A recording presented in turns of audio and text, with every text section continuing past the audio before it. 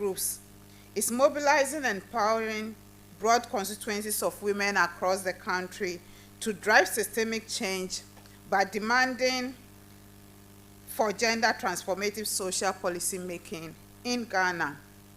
Ghana prides itself as a democratic country. However, the country is among the lowest ranked on the continent in terms of gender equality and women's empowerment. Despite signing international and regional protocols and instruments promoting gender equality and women's rights, the lack of political will continues to erode the gains being made to protect the rights of women and vulnerable groups, thus inhibiting the full realization and enjoyment of women's human rights. In addressing social issues, policymakers tend to ignore the interrelationship between power, gender, and social exclusion, often leading to an exacerbation of the situation of women and other socially excluded groups. Political parties pay lip service to women and vulnerable groups, especially during this period of elections. We will hear a lot of promises, but when they come to power, the story is different.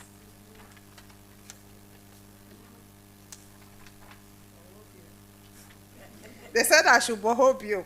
So I would say that political parties continue to pay lip service to women and vulnerable groups, especially during election period. But when they come to power, the story is different. Majority of interventions are ad hoc and do not tackle systemic and structural barriers that inhibit the effective participation of citizens, especially women, young persons, and persons with disabilities in all sectors. This event is intended to provide a platform for political parties to explain how their social policies can support safe, productive, and fulfilling lives for everyone in society. Specifically, today's event seeks to start conversation on the economy, and I know when people hear the economy, it's another issue altogether, and the social implications of austerity measures on livelihoods, and how political parties intend to address the adverse effects of IMF conditionalities on vulnerable populations, given that we've gone back to the IMF for bailout for the 17th time. So it's not about just one, all governments and all political parties today, we need to hear from you the kind of social policies you have for us. Get political parties to explain how their policies intend to tackle gender inequalities and other forms of social marginalization and exclusion. Get political parties to appreciate the importance of gender transformative social policy making and commit to undertaking specific gender transformative policy reforms. This event was targeting the flag bearers or their vice presidential candidates. But as we see in this room, none of them, they all sent representatives. And for us as Netrites, this indicates their commitment to gender equality and women's rights. Because I think if there really is a priority on the agenda, then they will ensure that they talk to the women of Ghana. The outcome of today's conversation, including campaign messages on social policies and interventions, will be compiled, and the women of Ghana will hold the government in power accountable to its campaign promises. We are tired of the empty promises, and Netrites would ensure that the government is accountable to gender equality and women's rights commitments. So during election, we hear a lot of promises, but because we don't track and also demand accountability, when they come to power, it's another ball game together. This time around, this conversation and other conversations that would have, the campaign promises that they themselves make, the things that are in their manifestos, we are going to track it, and whoever wins come into power. 100 days, we are coming back to you to ask what you've done. We look forward to a fruitful conversation and hope this will mark the beginning of several conversations with you on promoting gender transformative policies to enhance inclusive governance in Ghana. Thank you. I will take this opportunity to recognize we are expecting about 150 people, and if we want to do self-introduction, we will leave here today. So I would want to recognize those that are present here.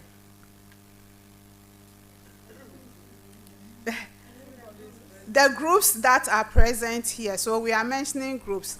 So I look at TUC, so I recognize Trade Union Congress Ghana.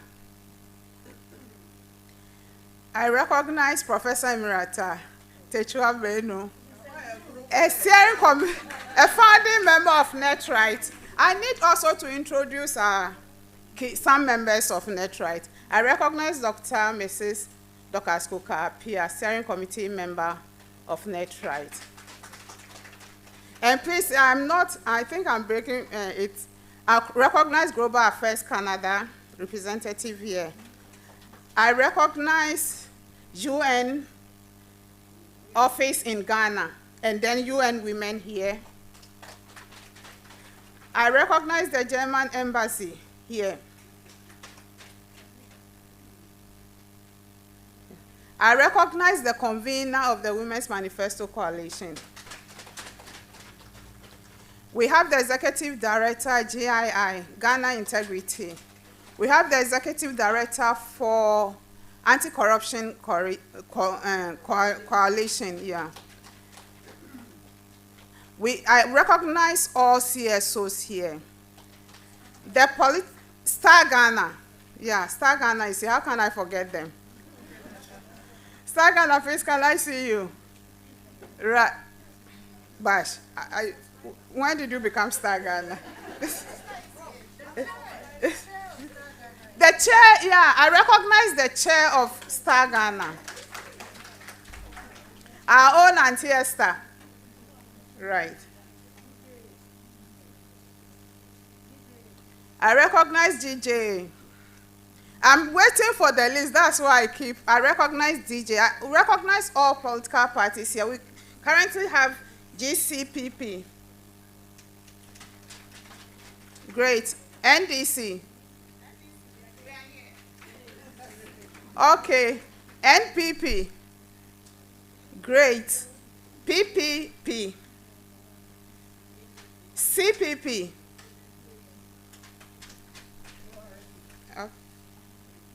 Please, do we have any political party here that I have not mentioned? We have Osfam here, we have a lot, all the political parties, and we recognize you, all the CSOs present. I won't be able to mention all the names. We recognize you. Thank you for coming.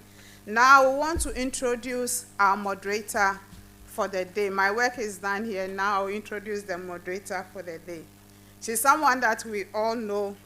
She's a professor of communications, communication studies, and former dean of the School of Information and Communication Studies. A proud member of NetRight. In fact, all the people that I've mentioned, most of them are NetRight members. So NetRight, we have the women. And a gender activist, and the chair of the board of CDD Ghana, Professor Audrey Gajeku.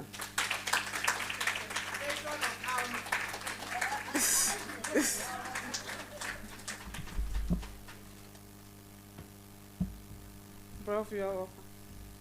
Thank you very much.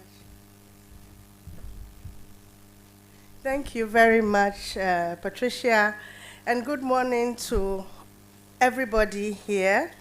It's lovely to see some faces I haven't seen in a long time. This event is a conversation between CSOs and political parties on inclusive governance. But we will start by having a few brief remarks from development partners. Patricia, you need to help me on who is here. So we are doing the UN in Ghana, the representative for the residents. Okay. Is that the only person? Okay. So the representative for the UN in Ghana, could you please come up for brief remarks?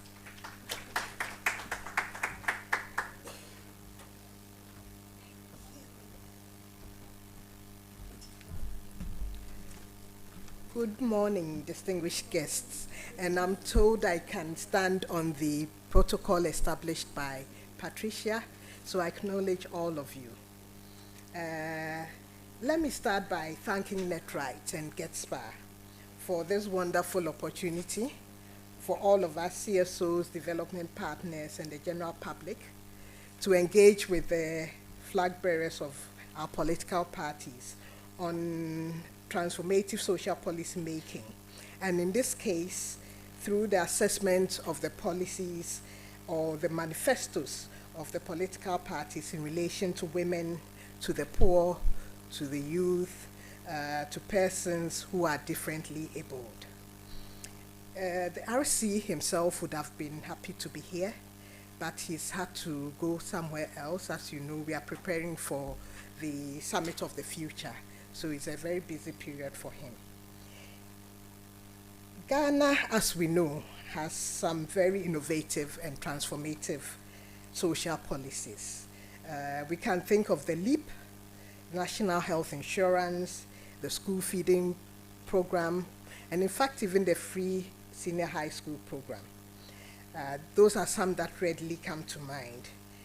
And we know also that our Constitution establishes two major institutions that are largely responsible for public policy formulation and approval. And these are the executive and the legislature. Recently in Ghana,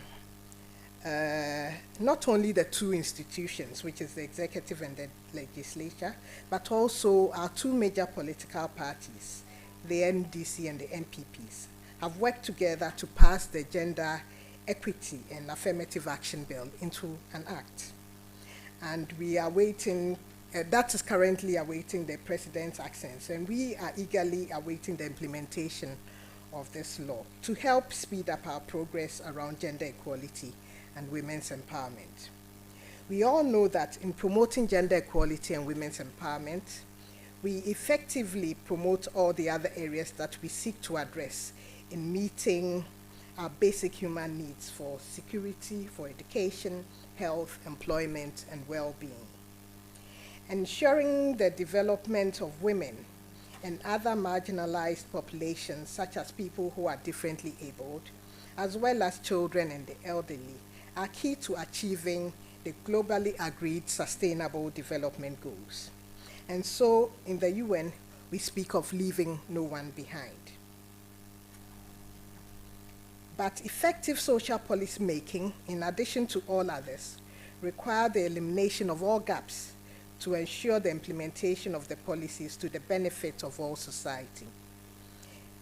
This also includes effective monitoring and putting in place opportunities for leaving and for bringing these lessons learned back into the implementation for a successful delivery of the policy.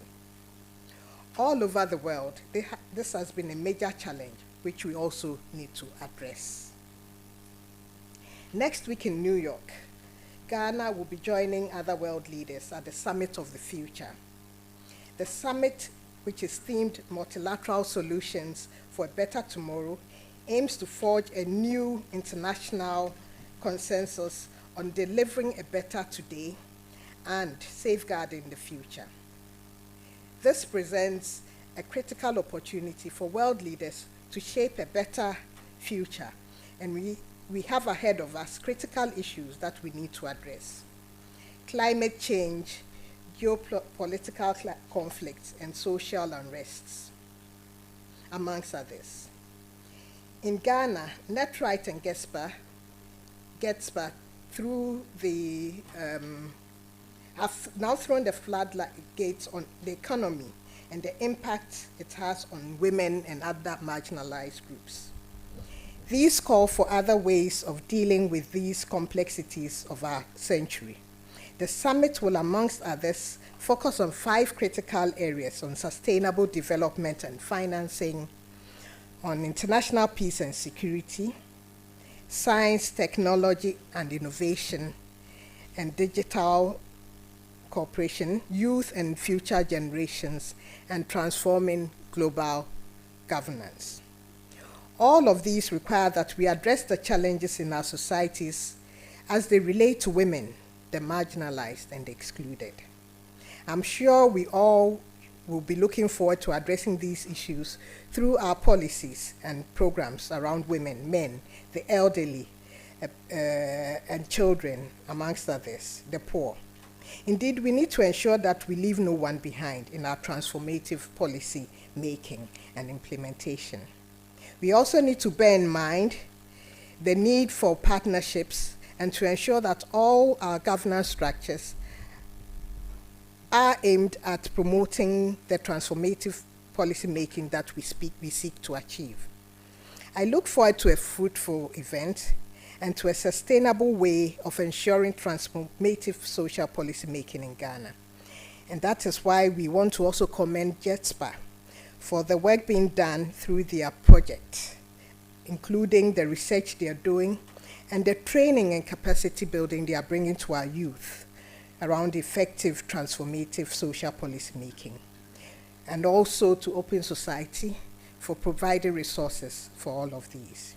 We hope and pray that our executive and legislature will continue to engage on these issues, and that there will also be spaces for other CSOs and development partners to bring their knowledge and their resources to bear for the transformative social policy making to happen for the realization of our society or our country or the whole world, which we are looking for as we seek to provide fulfilling and thriving lives.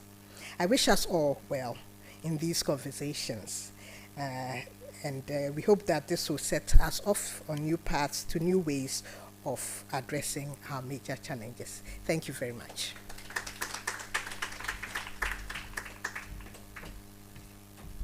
Thank you very much for those remarks. You set the tone for us. Let me invite Professor Nanekwe Anyidoho, who is with the Gender GETSPA, but I want the full name, the Gender Equitable and Transformative Social Policy for Post-COVID-19 Africa. Quite a mouthful.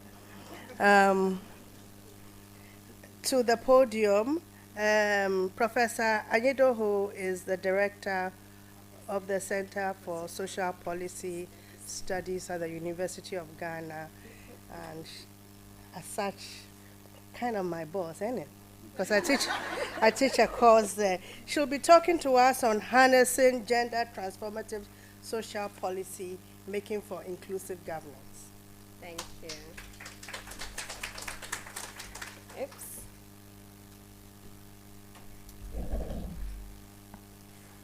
Okay, I do have a PowerPoint. Surprise, surprise, I am a lecturer. But I thought it would be a good way to just quickly go through some, I guess, our terms of reference in a way. So many of us here, I would assume all of us, do or should know about the great work that NetRight is doing, but you may not know about GETSPA and the ways in which our work intersects with the great work that NetRight does. So I want to just talk briefly about what we do at GETSPA and also to explain why we are so very excited to partner with NetRight on this very important event. So let me see. Yes, okay. So GETSPA, the Gender Equitable and Transformative Social Policy for a Post-COVID Africa, was set up in 2020-2021 to help us to think about how we can do social policy in a way that has the potential to truly transform people's lives in meaningful ways. The moment was the middle of the pandemic, at the worst of it, and there was a lot of soul searching about what COVID revealed about things we already knew about inequalities of different kinds. But I suppose the pandemic, in a moment of crisis, it helps you to to think about what has gone before and what potentially you can do once you get out of the crisis to make life a little better than it was. So it was the Building Back Better agenda that we were riding high on at the time.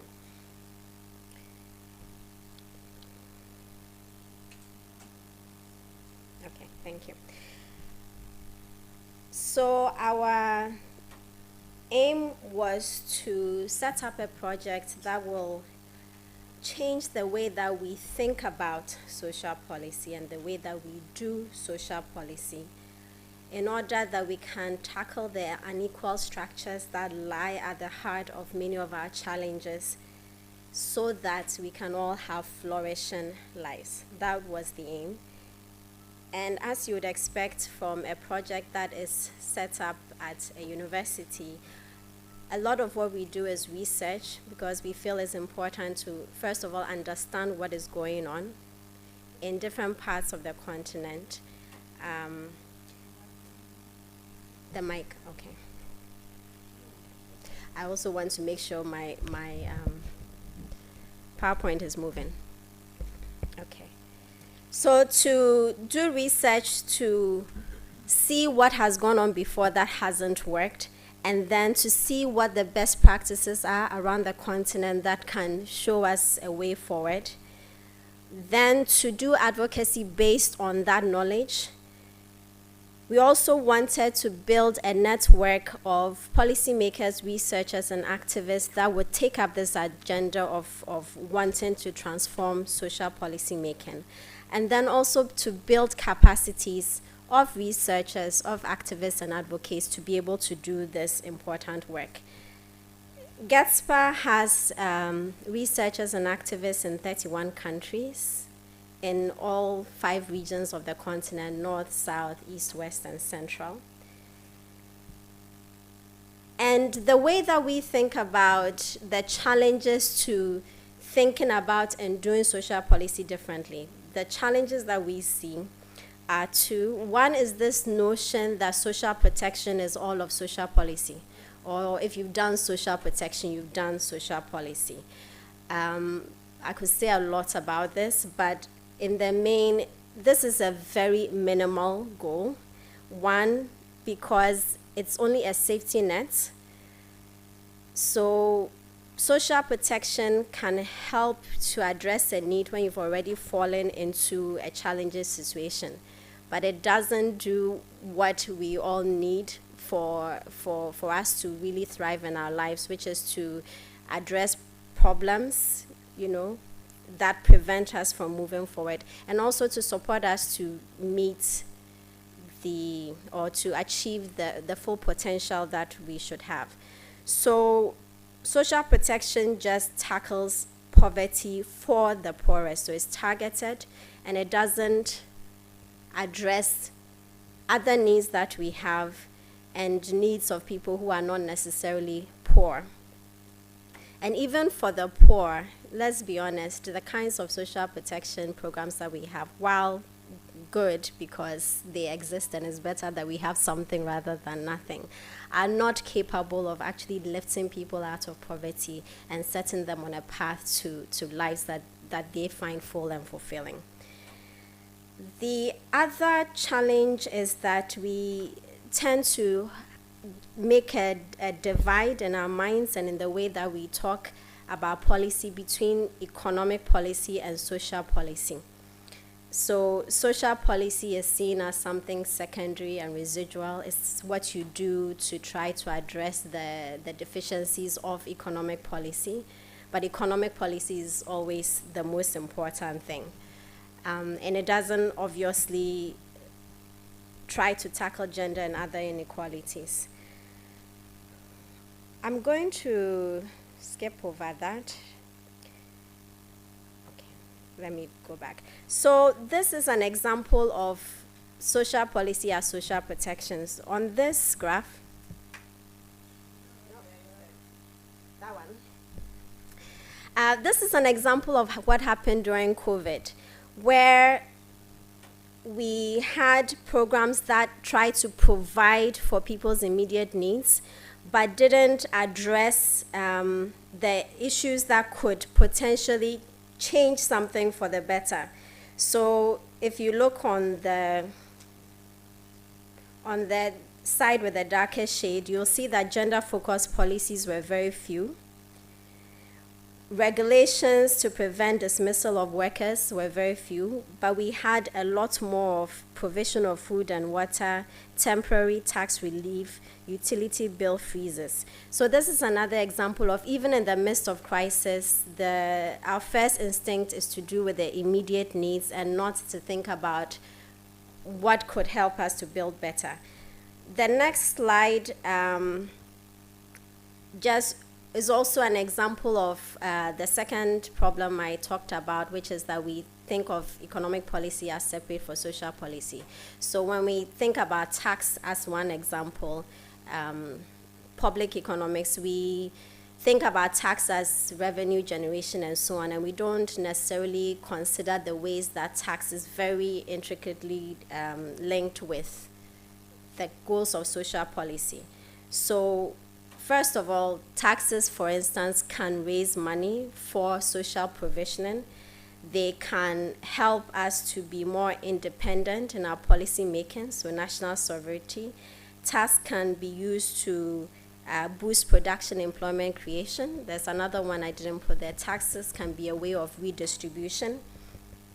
So the more expansive view of social policy that we want to present and that we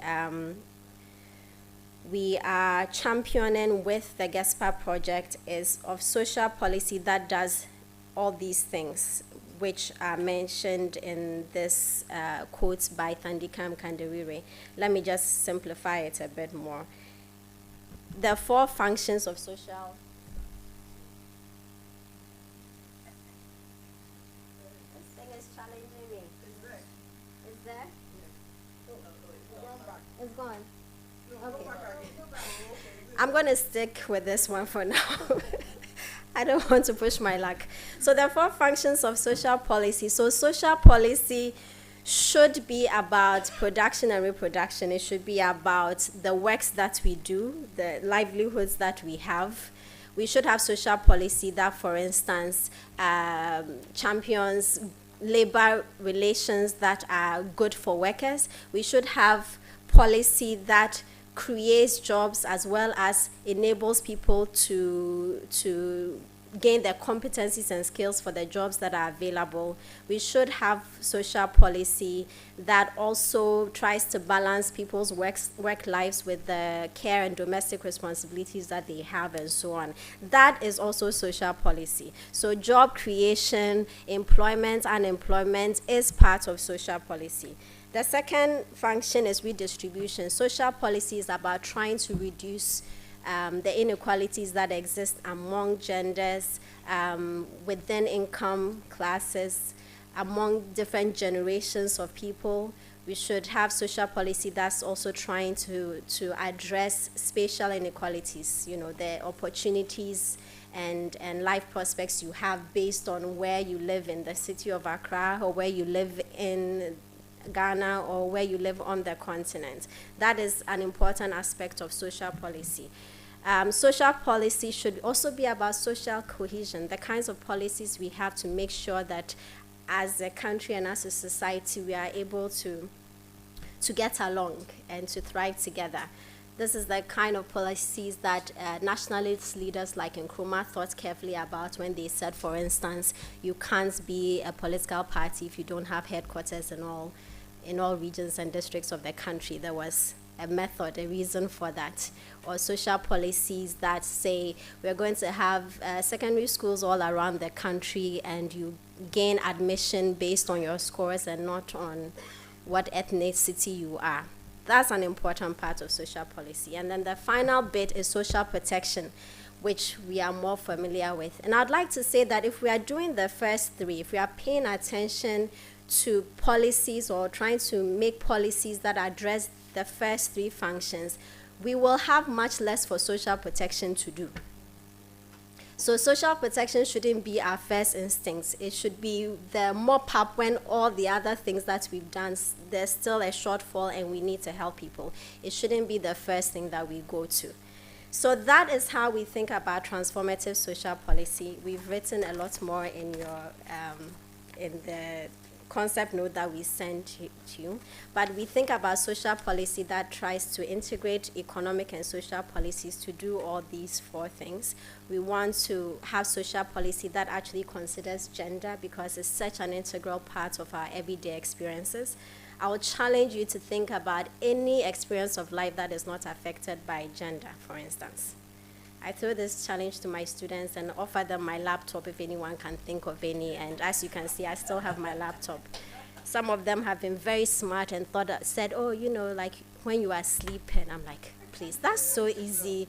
How long you can sleep, when you can sleep, what you dream about when you are sleeping, which side of the bed, whether you're warm or cold because your spouse insists on turning on the fan when you are.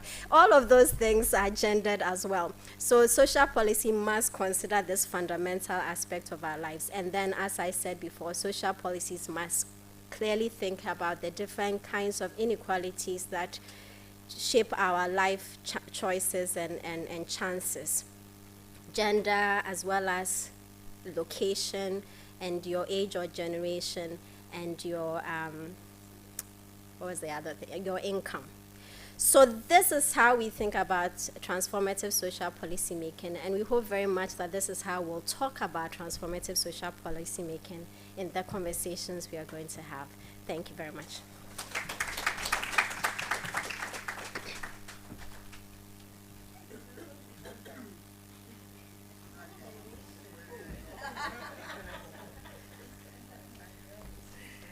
Thank you very much, Professor Nanekia Anyidoho.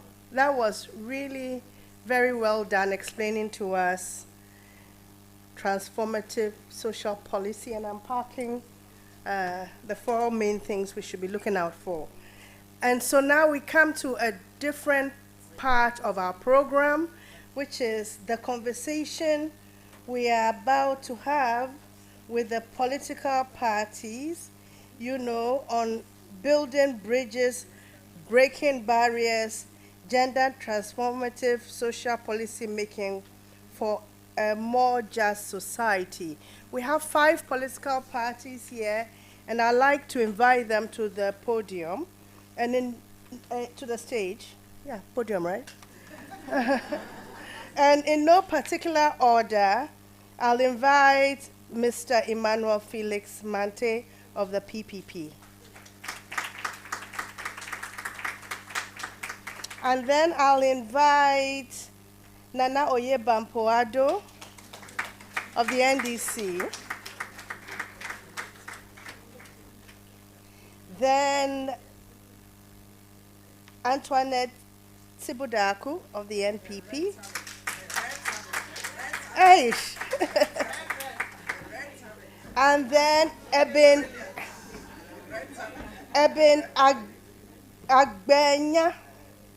Agbenya of the CPP. And then finally, Nora Edu Jampa Sama of the GCPP.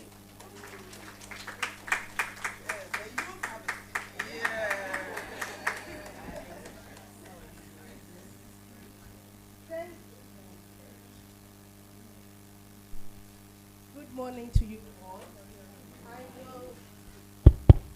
I'll introduce you all so people have a little bit of sense about who you are, and then we'll begin the conversation.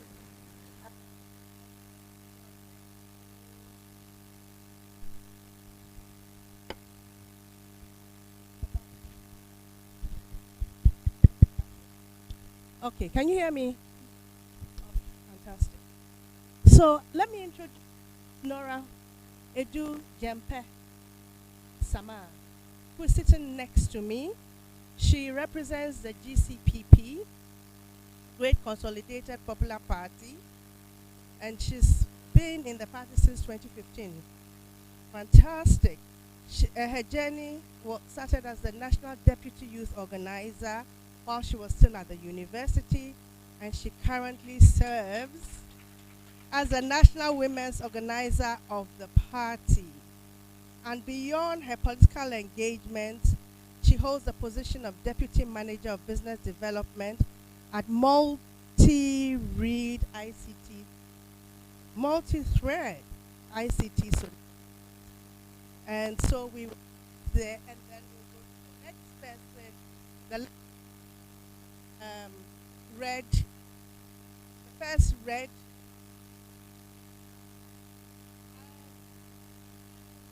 She is Nana Oye Bampoado, a lawyer by profession, but also the first, a former Minister for Gender, Children and Social Protection, 2013 to 2017. She specializes in human rights law, women's rights, HIV/AIDS, and sexual and reproductive rights. Worked with civil society for decades before entering into politics. She also has international, regional, and national experience in protecting, promoting, and fulfilling human rights. Serves on several advisory and steering committees of various international, regional, and national commissions and boards. So welcome. Then the next person is, I think I'll call her one of ours, an SKP, is Dr. Antoinette Tibudaku, who is representing the NPP. She is the Deputy General Secretary of the New Patriotic Party and a Deputy Campaign Manager for the Bawumia for President 2024 campaign. Her real job, I'm kidding, is as a research fellow and social development analyst. I can't help Antoinette. And she lectures at the center. You still? How comes? She lectures at the Center for Social Policy Studies at the University of Ghana. She's executive director of the Dankwa Institute as well, and holds a lot of several board positions. So really very busy. And then we have Mr. Agbenya. Comrade, right? On the thing they said comrade, so I'll call you comrade. That's your title. Ibn is the immediate past Brong Ahafo Regional Secretary of the CPP and currently the Bono East Regional Secretary. He's a commissioner for oaths and the CPP 2024 Congress Secretary. He's also the CPP spokesperson for health and a member of their manifesto committee on gender. Welcome. And the last person I'm introducing, but certainly not the least,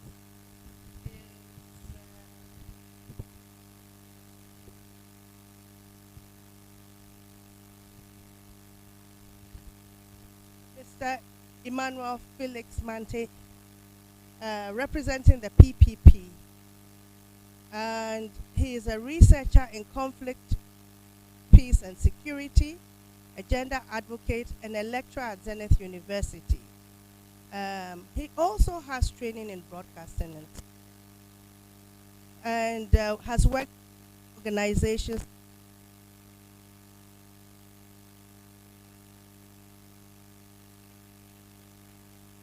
So, ladies and gentlemen, we'll set the ball rolling. Like we said, this is a conversation, not a debate. Your insights.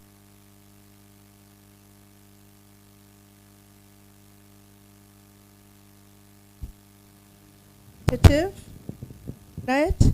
And ask what your position is, the party's position is on women's rights and gender equality, and how that aligns with the party's, thank you, and how that aligns with the party's wider orientation as a liberal democratic party.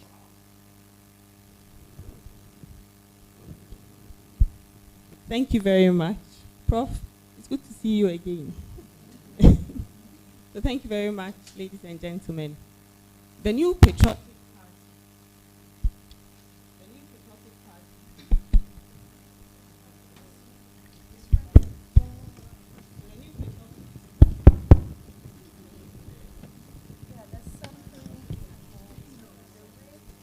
Hello.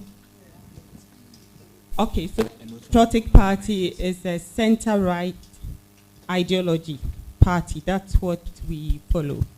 And the center-right ideology is primarily we should encourage private business or private sector.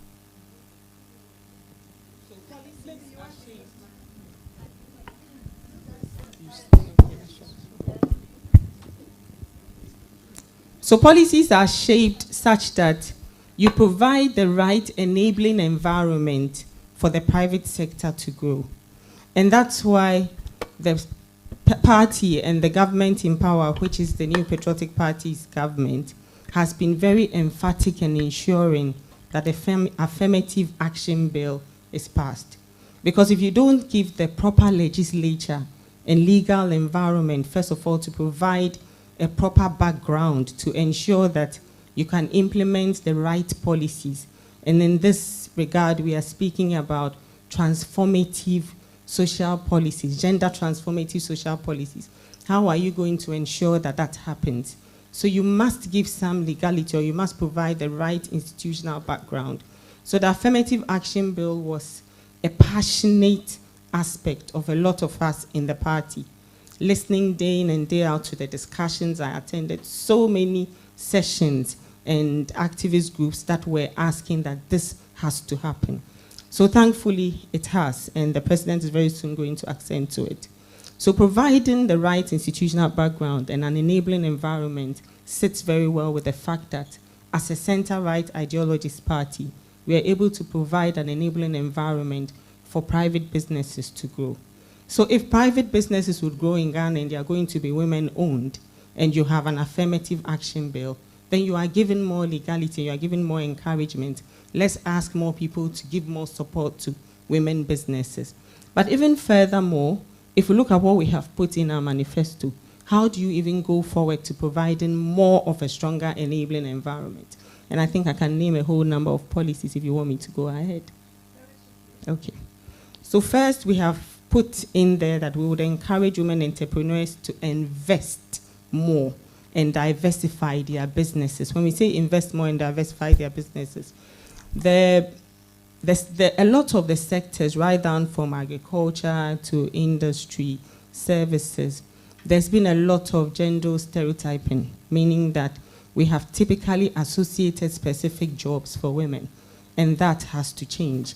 But it can only change if you make a direct, intentional intervention where you get women to invest. Now, to be able to get women to invest, of course, they need capital. But coming from a center-right ideology background, how do you encourage or ensure that women have the right capital to invest in such businesses? And that's where we've come up with what we call the Women Empowerment Fund, Trade Empowerment Fund. And the fund is not just about providing money for women's businesses, but it's also about guaranteeing them stability, giving them ideas, providing training, giving them the initiative that they need. So talking about skills, ensuring that women have the adequate skills to engage in whatever businesses that they want to go into. So besides capital, we have noted that if you want to provide an enabling environment, then it's not just about making sure that money is available, but it's also ensuring that the person can actually ideally engage in the business. And then, of course, as I've said, you've provided the right institutional and legislative background that prevents the woman from being discriminated or any other vulnerable person from being discriminated. Again, we can talk about the fact that we are encouraging breastfeeding rooms. I find that very interesting. But coming from a country where we really haven't paid particular attention to little things amongst women, especially at workplaces, that could either discourage you from coming to work at a certain time, I think it's a very good initiative. If we have a law that says that every public enterprise should have a breastfeeding room, to allow a woman to breastfeed when it's necessary, I think it would be very helpful, because I had it when I lived in Norway for a while, and I think it was very encouraging. I also want to talk about the fact that there's going to be in place online security systems for women who trade online. We have come across a lot of cybercrime and fraud online. How do we protect women businesses, especially from such fraud, and protect them from, especially those who engage in it without even knowing that this is what could happen to them? So how do we protect all of them? That is also found in our manifesto. I want to talk about incentivizing women who participate in renewable energy businesses. So our administration is promoting renewable energy. We want to go into solar energy, and we want to especially make women a focal point of this. We talk about women who are engaged in activities such as fish smoking, doing all sorts of cooking. How do you encourage them to use more renewable energy sources?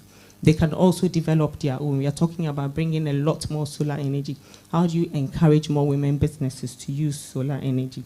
And then finally, let me just mention something about training more women with softer skills, so that they are able not just to stay in their businesses, but they are also able to employ other women. So how do you encourage women to open up their businesses? How do you encourage women not to be afraid of taking credit, of expanding, of moving out of their comfort zone? These are soft skills that we don't speak about often in businesses, but they are very, very important, because most often people are afraid to move out to wider markets. They think, no, the minute I move out, I may not be able to make it, or I'll lose all of my capital. How do we empower women with these soft skills to make sure that they are able to expand in their businesses? There's a lot of talented people out there, but how do we ensure that they have the right environment to grow their businesses? So this, in summary, is some of the things that we are planning to do. Thank you. Thank you very much, Antoinette. I'll ask a similar question of Noye. And it is what, same thing, I think the NDC bills itself as a social democratic party. And so again, your position on gender rights and equality, and how it aligns with your party's orientation. Yeah, thank you very much, and thank you for this engagement. I'll just 1 minute to go back into history and congratulate Netright. I remember that day at Achimota, I can't remember the hotel, where we had a meeting and resolved that there was a need to create an umbrella of gender civil society groups. And we quickly coined the word Netright.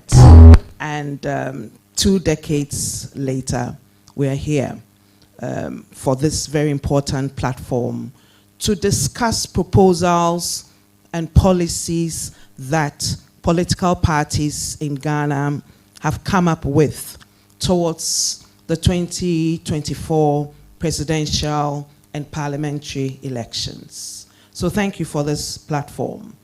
The National Democratic Congress is a social democracy party. At the center point of our ideology is inclusiveness.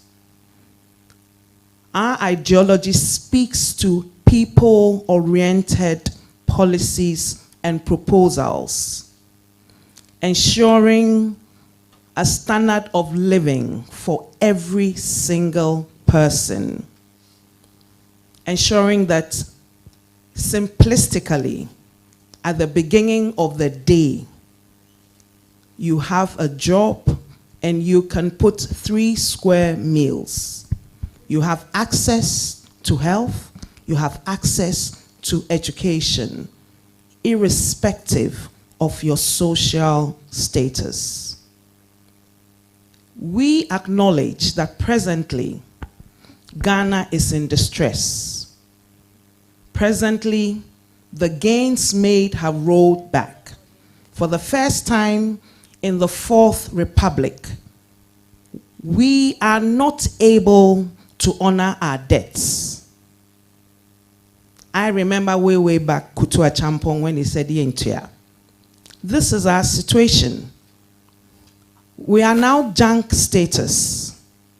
All the global indicators show that all is not well with us in Ghana.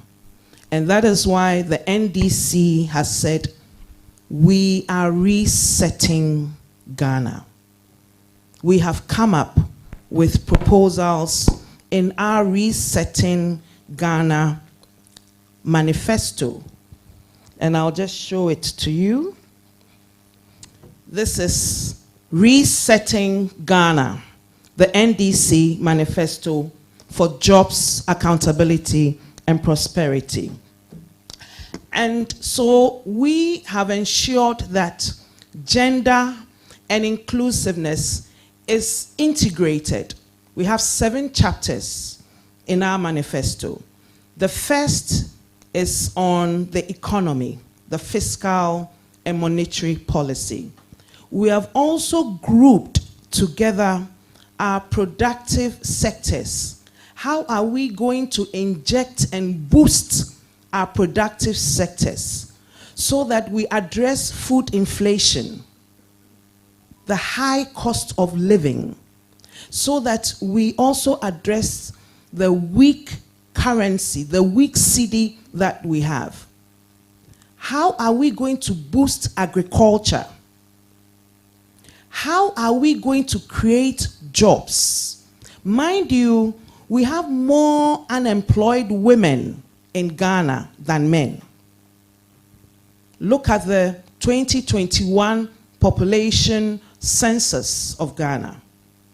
It tells you that we have more women who are unemployed, especially in the rural areas. If you look at the labor survey report of 2022 for the 3rd quarter, we had 3.7 million unemployed, and we had 50% of that, about 1.7 or so, who were women. So twice as many women being unemployed. And we know that in the rural area, most of the women are food crop farmers, the poorest of the poor. So when you read through our manifesto and you read our proposals, especially as they relate to gender, you'd find out that we have focused on economic empowerment. We are looking at creating a women's bank, a women's development bank. And this women's development bank will support women-led businesses, women-owned businesses.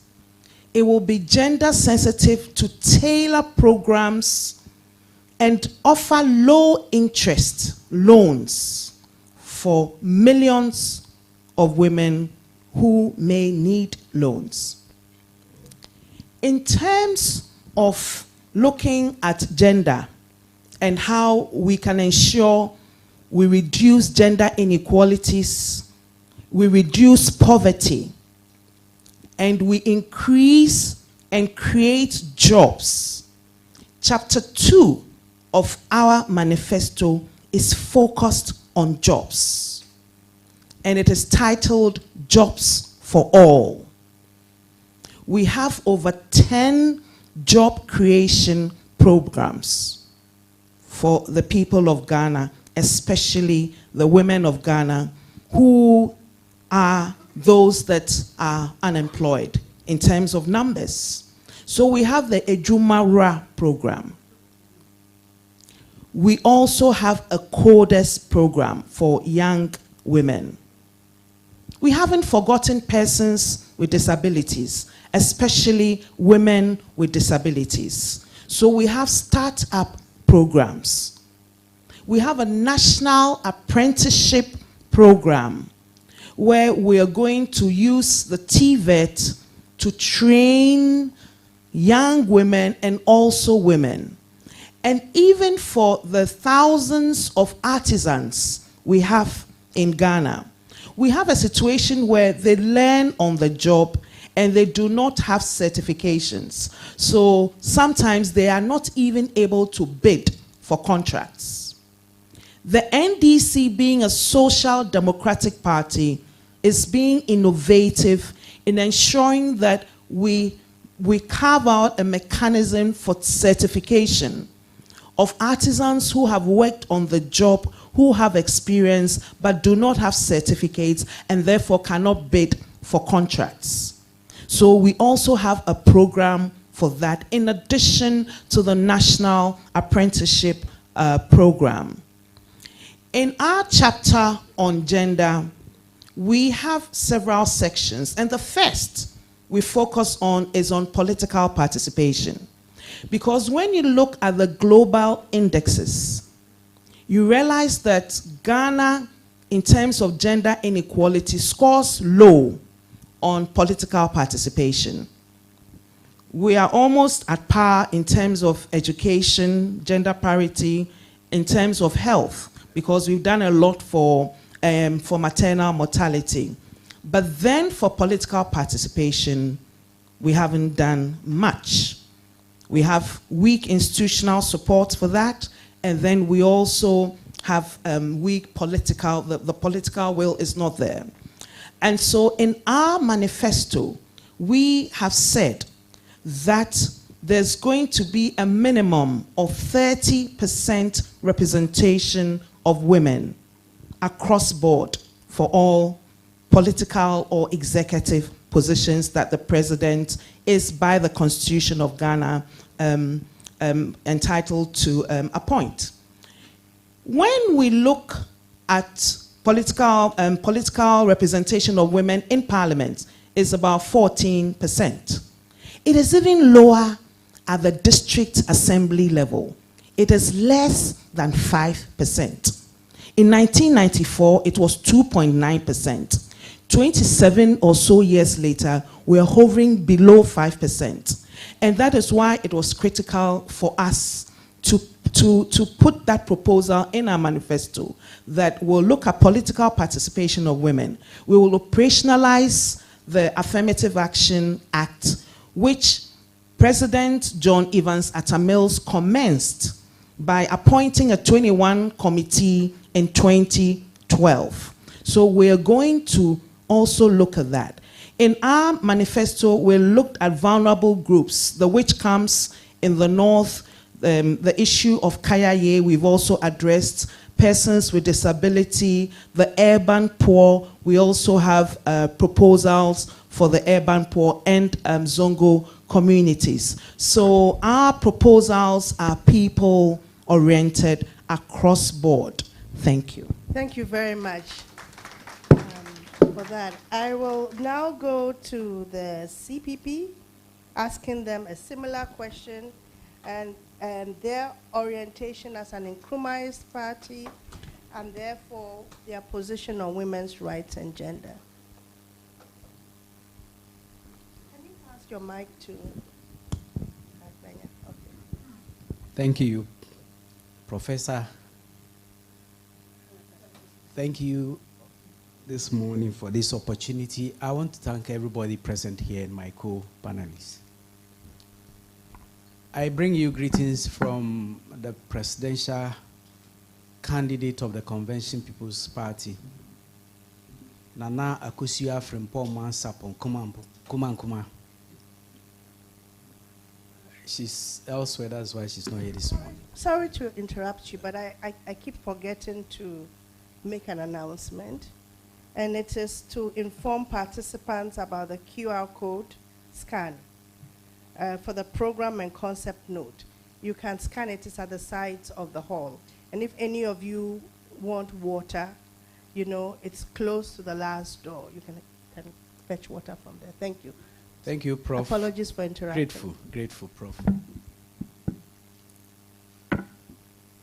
It is a common knowledge that the CPP is the far-left socialist party in Ghana, and it is the only true Nkrumahist tradition or socialist party in Ghana that has over the years presented policies that took care of women and children in this country, which was why the first government of the CPP established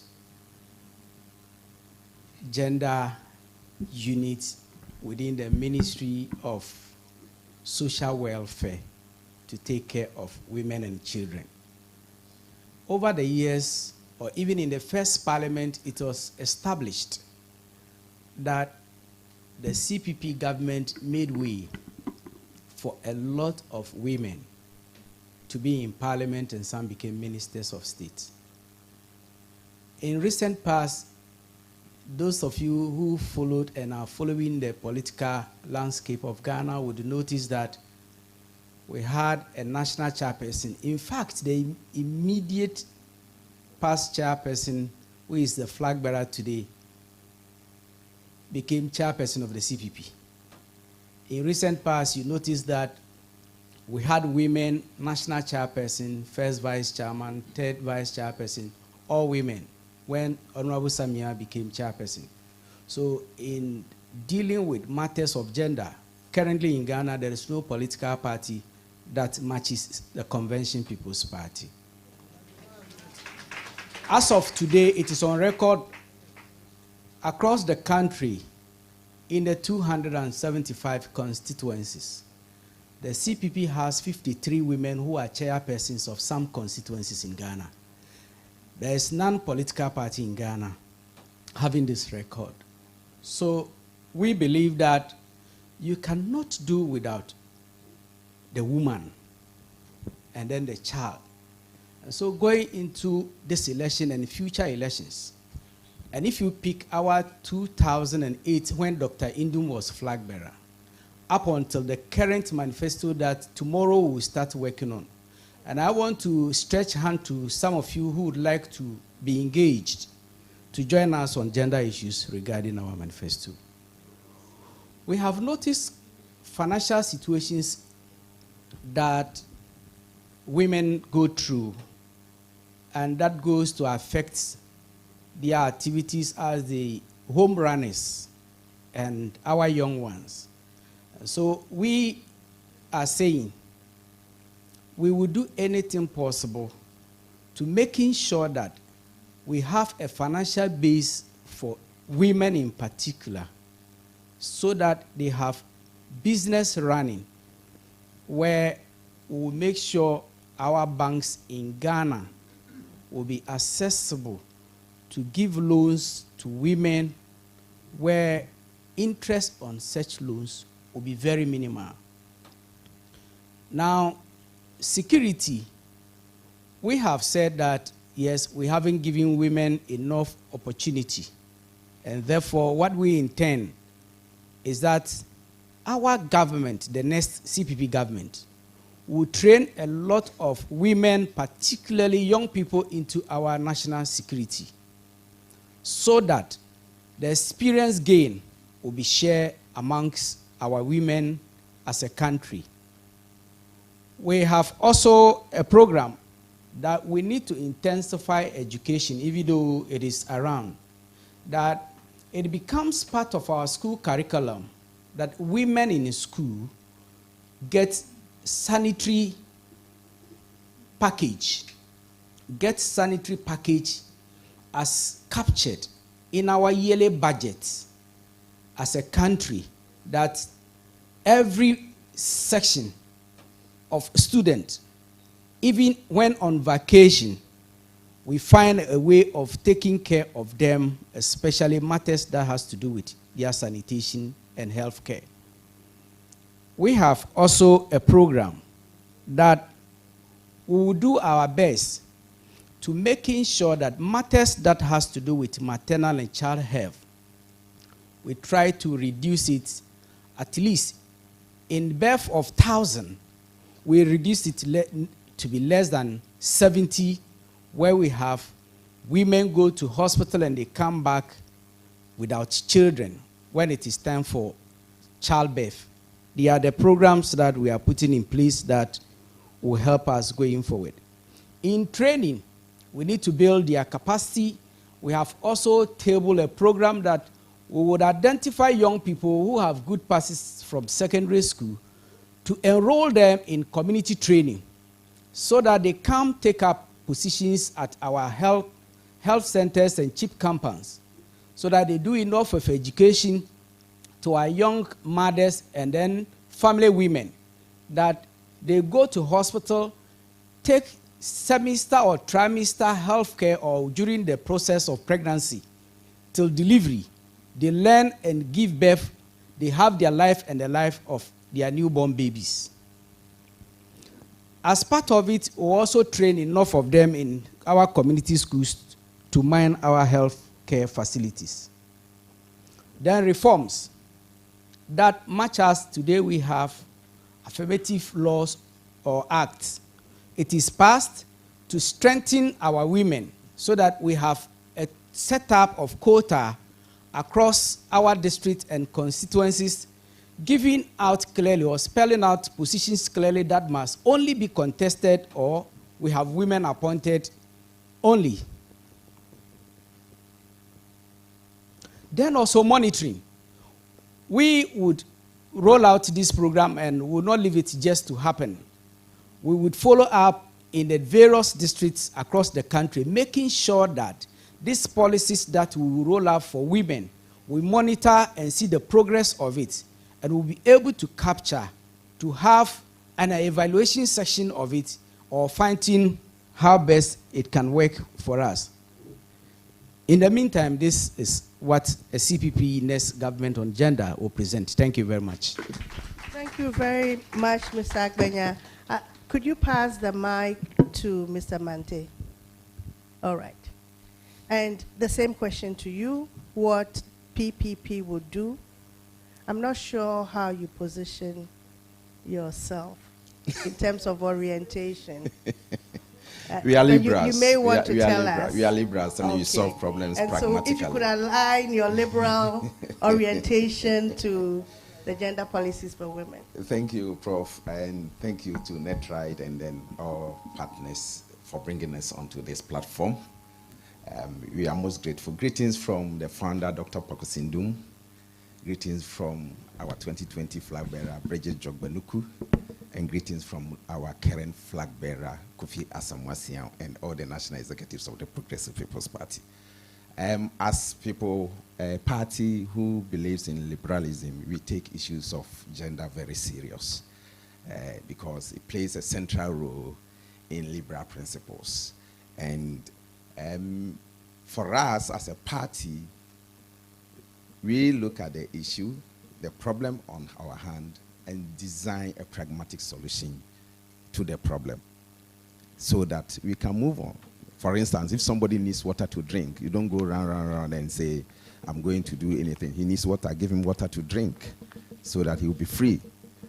That is the way to solve the Ghana's problem. And we have identified that the gender problems we have in Ghana is entrenched in our society, and it's embedded in how our society is structured. It's a social problem from our forefathers, and it has transcended to our governance of today. So, for instance, a father gives birth to two children. One is a male and another is a female. And he will say, oh, you the female, your job is to help your mom in the kitchen and all other things. And then the male will try to take him to some trade or education and help the person to rise.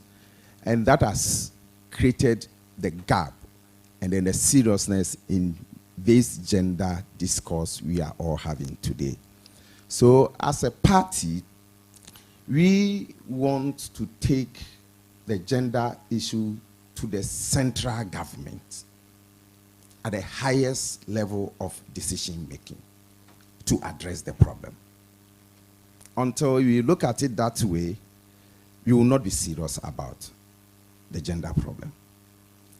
As a result, we have divided the issues into three categories: the governance, and then the economic level, and then the other social structural discrepancies or obstructions or denials that we have on our gender or women that we have always experienced. And let's remind ourselves, anytime we are talking about gender, the focus has been on women. But there are other issues aside women that our policies will have to address. So, at the governance level, as a political party, our policy has been designed in such a way that to ensure women or gender issues are discussed at that highest level and they are part of the decision making, be able to take leadership roles so that they are not discriminated against whatever we do in our society that will affect us. We want to ensure that women, if they don't have skills, we provide training for them, skills training. If they don't have the capacity to take up leadership role, we provide capacity training programs for women. Also, to ensure women are able to take up or get opportunity to be leaders, we want to guarantee seats at the government level for them, for women. Guarantee seats. If it is for the judiciary, for the legislature, or for the executive, guarantee seats to solve the problem of the imbalances. Because we have an environment which is male-dominated, and women mostly find it difficult to compete adequately because of lack of adequate resources. We all know our political terrain has been full of, if you don't have enough funds, you will not be able to compete adequately. So we want to guarantee seats for women so that they will be able to take up the leadership role and be part of the decision making at the highest level.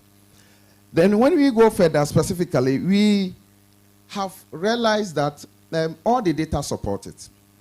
That when we take education, until recently that access has gone up, especially at the rural level, rural areas, the girl child education or access to education, about 77% access, compared to the urban centers, which is about 80 or 87%. So our policy on education is that the free, universal, basic, compulsory education for every Ghanaian child. And we lay emphasis on the compulsory aspect. So we want to institute education police to ensure that every child will not be left at home. So everybody go to school. Yes, an education police. If your child doesn't go to school, you will be queried and questioned why your child is not in school when it is time for going to school. And that is very critical in our policy, to ensure that everybody gets access to education, so that we wouldn't have this discrepancy where male are more educated than the female. So we want to ensure that. And then guarantee the education of the girl child. Also, we want to address a critical issue of female teenage pregnancies. It's very, very important, especially in our rural areas. So we want to set up a team or committee that will move in swiftly to our rural communities to ensure that the issue of teenage pregnancy is addressed head-on to prevent the girl child, or to help the girl child to continue their education as they grow and go forward. And then when we come to the economic aspect, so that we can have women who are business moguls, who can own multinational companies, who can emancipate from economic difficulties and then become wealthier people in our society. Our manifesto has planned or vision that we establish Women Enterprise Development Agency. Women Enterprise Development Agency to assist our women who want to be entrepreneurs. In addition to that, we want to have binding policies, binding rules in our policies. For instance, procurement policy. Be able to set aside specifically aspects of the procurement processes for women, so that when they want to compete and then have government contracts, they will be able to have them and then execute them so they can emancipate from economic difficulty and be worthier people to support our society, to support our economy, because women are the forebearers of our economy and they must be helped as such. Thank you very much, Brother Bante. Now, the last person to speak on this issue would be Ms. Sama of the GCPP. Thank you very much. So, with the GCPP, our core ideology is domestication. We believe that women play a critical role in our society. Without women, we can't do anything. And domestication believes in domestic industrialization. And that is what we are going to focus on. Technology, agriculture, the core bases that are going to help us build our country.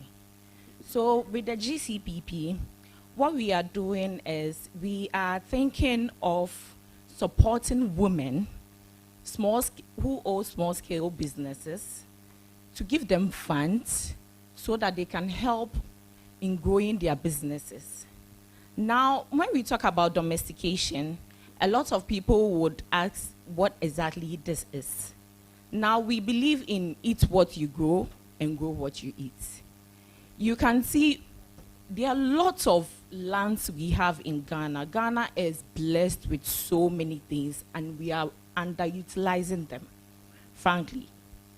We have so many great things that we are not even using. We are not tapping into the blessing that God has given us. So what we believe in is that we are going to make sure that we utilize the things that we have. Go back to the basics. Start from the beginning and actually take good care of what we have. And also, we also believe in agriculture, as I said. Now, agriculture is one of the basic things that we all know. I'm from Sunyani, okay? So from my home in Sunyani, I can just walk around everyone's house and just go and pluck mango, oranges, anything.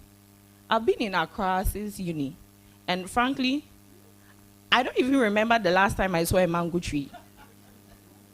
But why? We have the land. So what is stopping us from building these things? And now, to top it all, we are using Galamsey to destroy our lands. Where are we going as a country? And we believe that agriculture and then going green as a country is going to help Ghana.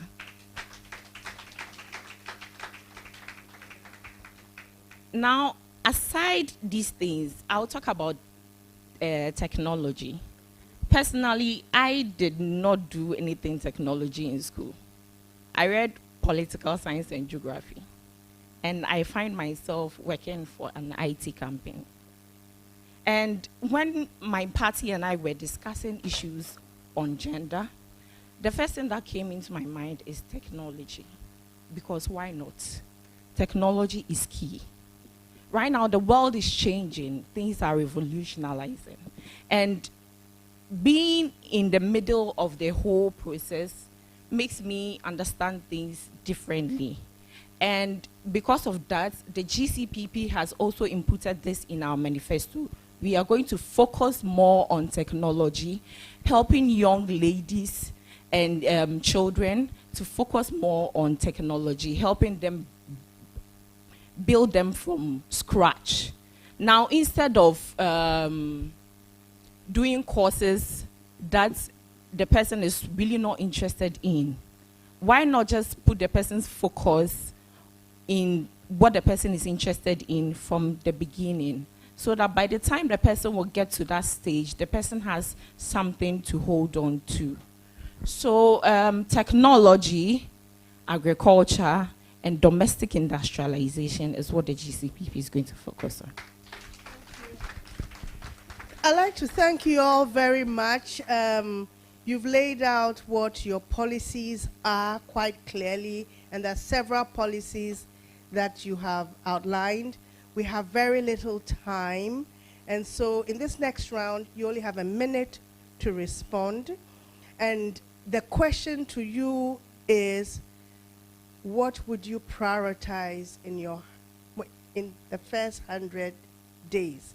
And how would you fund those policies? Because we learned earlier on that we have to think about that as well.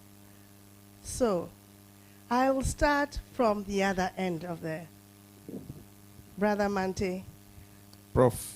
Pick one. I know it's very difficult. But you only have your first 100 days. What would you prioritize? First of all. And why? And how will you pay for it? Two things. A third will be a bonus. Only one. Only one. All right. Then we will prioritize the Women Enterprise Development Agency to help the women emancipate from economy so that they will create wealth for themselves. And this will be funded from the national budget.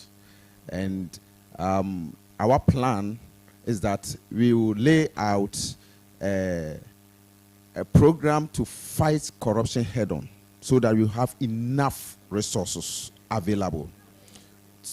You want the second one? Okay.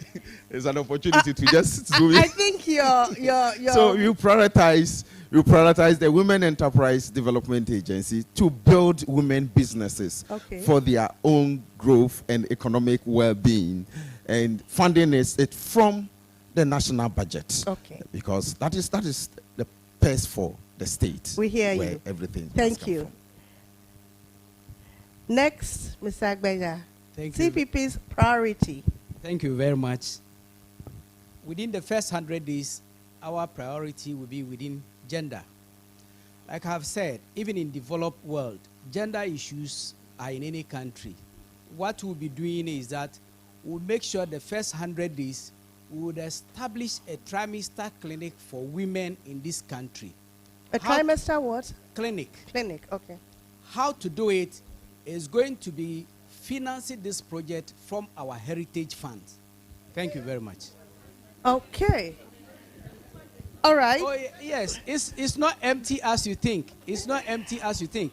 And let us also not forget that this is a fund every day, every month, every moment, money drops in there.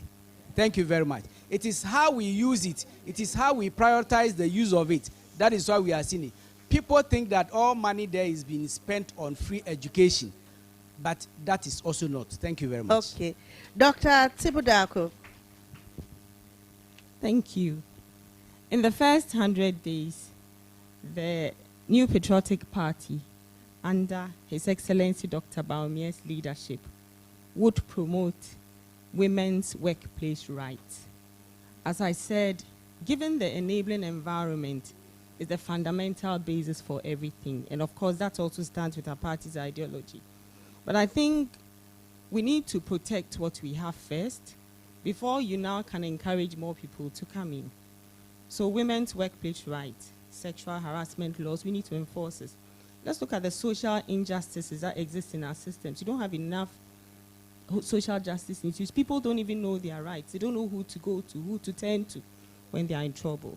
And then, of course, how do you then enable more mothers to seamlessly enter or re-enter the workforce, after having children? How do you make more women comfortable, especially in the private sector? Even in the public sector, some of these rights and laws are still not being enforced properly. So I think the establishment and putting in place, we have the affirmative action bill already there. How do we implement it? And then how do we then ensure that we actually strengthen systems, institutions that guarantee that women have better workplace rights, have room to encourage them to grow before they can now reach out to expand their businesses, reach out for credit, and etc. So for me, that is the priority. Thank you. Okay. Ms. Bampoado. Thank you very much. As you are no doubt aware, John Dramani Mahama has announced his social contract with the people of Ghana. You heard on the 24th of August what he will do in the first 120 days. You can Google it now. You will find his social We want contract. what you will do So, with women. yes, so I'm Or going to about tell you what he will do with women. First, we've talked about political participation. Out of the 60 cabinet ministers that he will appoint within the first 120 days, 20, minimum of 20, will be women. Second, the high cost of living. Within 120 days, he's going to scrap e-levy, he's going to scrap COVID, all the draconian taxes, and the 10% on betting winnings and the emissions levy, he will scrap to address. He will also address... we are one priority. Sorry, he will also... One priority. He will also address the 24-hour economy. Okay. He will come up with a legal framework. Okay. And also distribute, please, No. he will It's distribute free it's not sanitary pad for primary, JHS, and secondary female students, and allocate seed money for the National Development Women's Bank. Thank you. One priority, and we have to respect it because there's a method to our madness. No, one priority. Okay. So the GCPP is going to roll out what we call the Emergency Economic Relief Program. Now, this is going to give micro grants and small loans and focus on the SMEs. So women in small-scale businesses, we are going to focus on them. So we are going to reallocate existing resources, and we are going to prioritize this because we believe that prioritizing this is going to help the women instead of spending the money on things that are really not necessary. Thank you all very much. There are some people in the audience who want to ask questions. And so before we go to the next part of our program, I'm going to take 4 questions, only 4, and indicate who the question should go for. Now I'm in trouble. Patricia, help me decide who should. Okay, I see a hand here. Introduce yourself very quickly, then I'll go here, then I'll go here. 4. Well, my name is Nayele Adefiu Setra. I work with the Trade Union Congress Ghana. And thank you for presenting what your political parties have for empowering women for change. But I am here to ask a question because as ordinary working people in the streets, in the markets, etc., I'm asking a question on the informal economy because that is where we find women workers, very vulnerable. In fact, we have women traders, rural women farmers, women in Zongo communities, women with disabilities, women in agric, etc., etc. If I'm going to list, we won't finish today. But our point is, sometime in the immediate past. In the interest of brevity. Right. And also, are you going to represent TUC on the panel? Well, I'm from the TUC, so I don't know if I have to. Okay, so can you save that for later? All right, okay. I'm sorry. But I am asking, my thing is, what changes... Okay, what changes do we have in mind for women in the informal economy who happen to be the majority of workers? That's a good question. The next, I recognize you on this side. I'll come to you.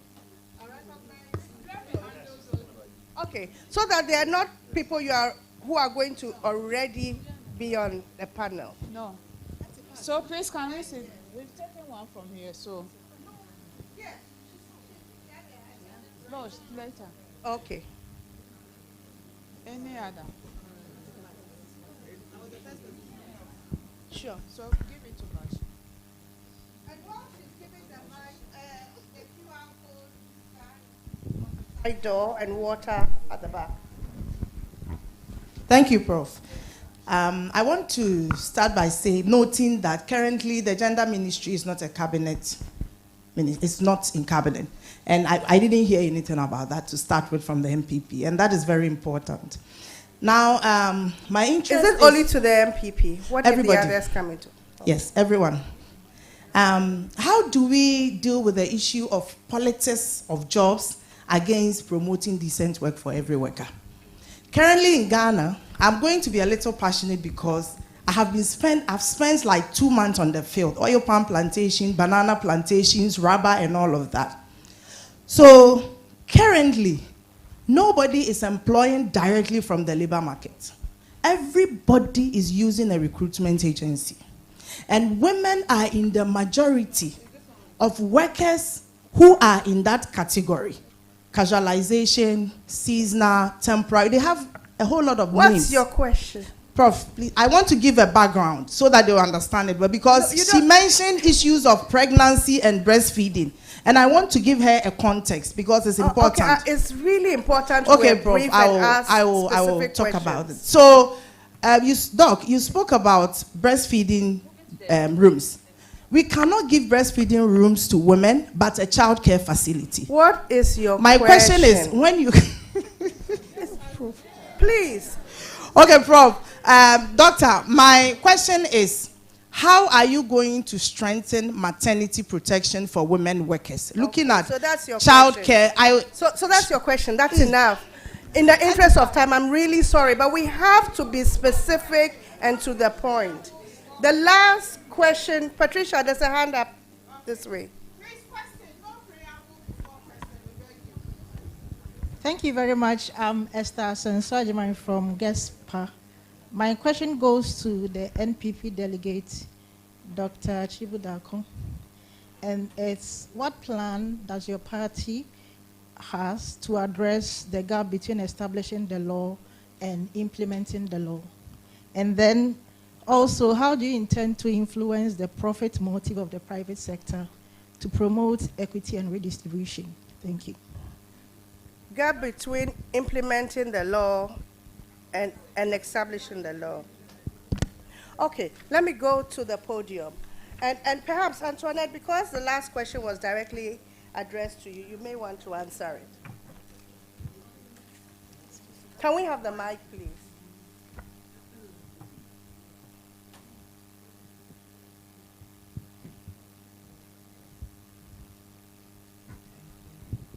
Thank you. So I can start with the last question then, because that's one I remember. So you're talking about the affirmative action bill or all other laws. Let me just assume all other legislations, yes. And as I said, we have an experience in Ghana where we put laws in place, but the implementation is always fraught with challenges.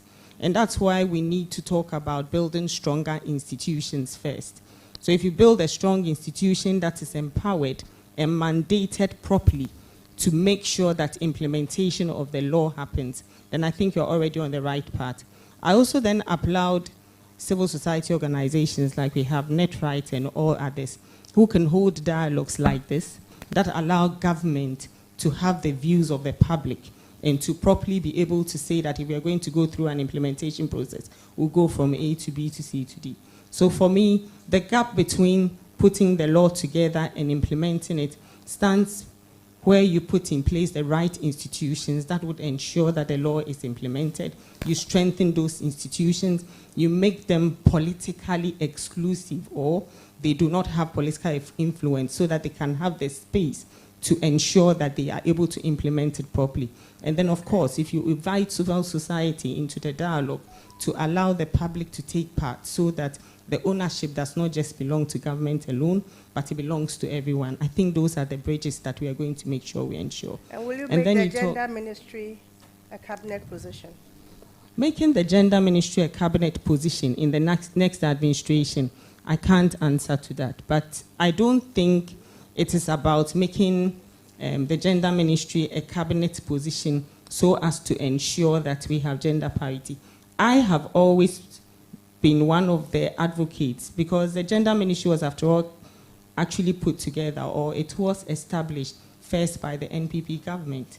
So I don't think the NPP government has any reason to say that they don't consider the gender ministry as one of the most important ministries.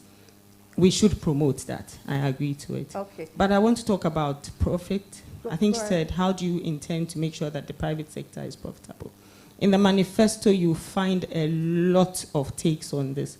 We've talked about scrapping certain taxes that would ensure that the private sector can actually operate more freely. I think one of the challenges for a lot of private-owned businesses, and let me talk about especially manufacturing industries, is the cost of power. And we've talked about introducing solar energy, which is already going to start, to ensure that the private sector does not spend too much on the energy that it uses for manufacturing. Let's also talk about labor laws, employment laws. All of these are meant to ensure that the private sector is able to make more profit. I think lawsuits and etc. is one of the basic problems and issues that affects the private sector. I don't want to delve into education, training, skills, and all the other things that the manifesto offers. Thank you. Thank you. Nanoye, do you want to address the question on informal jobs? Yeah, thank you very much. Actually, in the questions you sent as some of the framework, there was a question on challenges that women face. And one major challenge is that 92% of Ghanaians in the informal sector are women. And so when we talk about poverty, when we talk about marginalization, and when we talk at whether or not we can formalize the informal sector, women are right at the center. And so we have made proposals and provisions in our Resetting Ghana manifesto on addressing the informal sector, especially for women. And we have several proposals. For instance, we find women in the markets. So we have said we're going to modernize markets. We did it under John Dramani Mahama for Ashanti region in Kumasi. We see the modern market. And we're going to continue in the 6 new regions. Just close by us, we have Adabraka, which is a major hub for processed fish. Women from the Volta region and from all over Ghana come and sell. So we're going to modernize some of these markets and also even ensure that women are the primary owners of market stalls. We have a special Women in Agriculture program specifically for women because we know the numbers of food crop growers who are women. And we have the Level Up Entrepreneurship program also for women. Okay. And we are not only looking at job creation okay. We are not only looking at that. If I could please finish, just because you didn't give a time limit, please. No, but we're time yes, I know, but you didn't give a time limit, so please allow me to finish. Thank you very much. And we are looking at Monio insurance for artisans and women in the informal sector, because that is also a challenge in their twilight years. A lady from TUC asked a question about, apart from the informal sector, you also asked about the framework. We have Aspire 24, looking at ethical standards, looking at training, and all other programs and interventions for the informal sector. So when you look at chapter 2 of our manifesto, you'll see Aspire 24, okay. Ethics, job ethics, and all of that is there. Thank you very much. And I just want to tell you all, there's a second segment to this program where there are specific CSOs who are going to make interventions. There may be other opportunities for you, so please make your answers brief. Make your questions brief. Otherwise, we won't get through the program. Thank you. So, Ms. Sama, do you want to deal with strengthening maternity protection? Okay. Okay. So, when it comes to maternity, I'm going to give a simple scenario. Now, I applied for a job, and I went for an interview, and the one who interviewed me told me, if I get this job, the first 3 years, I am not supposed to get pregnant. Yes. That is how absurd this is. So we are not considering women at all. How do you tell a young lady that she shouldn't give birth in the first 3 years of working for you because it's a private sector? right? So what we are going to do is that we are going to make sure that we prioritize women, maybe extend the maternity leave instead of the 3 months, make it 6.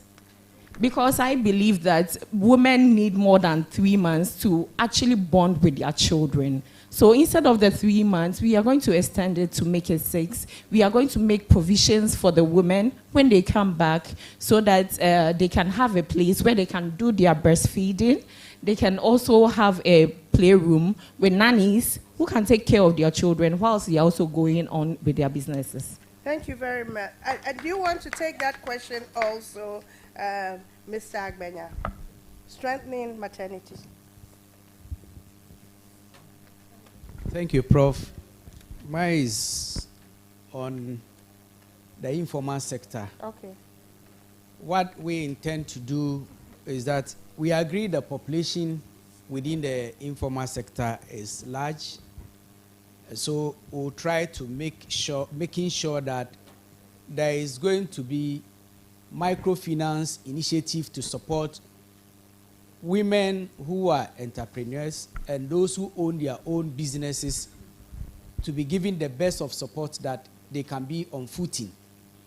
Also, those that are within the countryside that run their own small-scale activities, largely farming, we will be able or will do our best to provide them with farm tools that they can work with. And also, they have a cooperative society amongst themselves that the central government through our district assemblies can get them loans even without interest, but they pay within a specific time when they are able to harvest and sell their produce. This is what we'll do to take care of the larger population of women who are providing and keeping homes running in this country. Thank you very much. Thank you very much. And Mr. Mante. Thank you. The maternity health is part of our.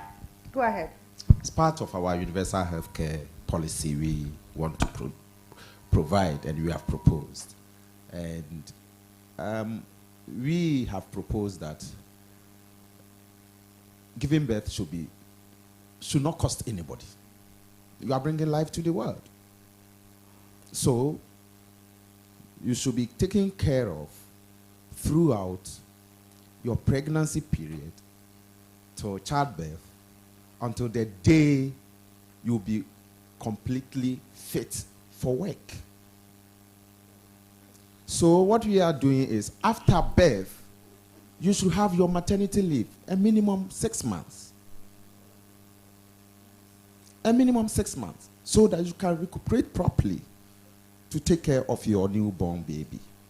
And to tie into that is women who give birth to children with disability. Should any child born with disability that can be corrected, we have proposed to correct that or have that treatment free under the National Health Insurance Scheme. Okay.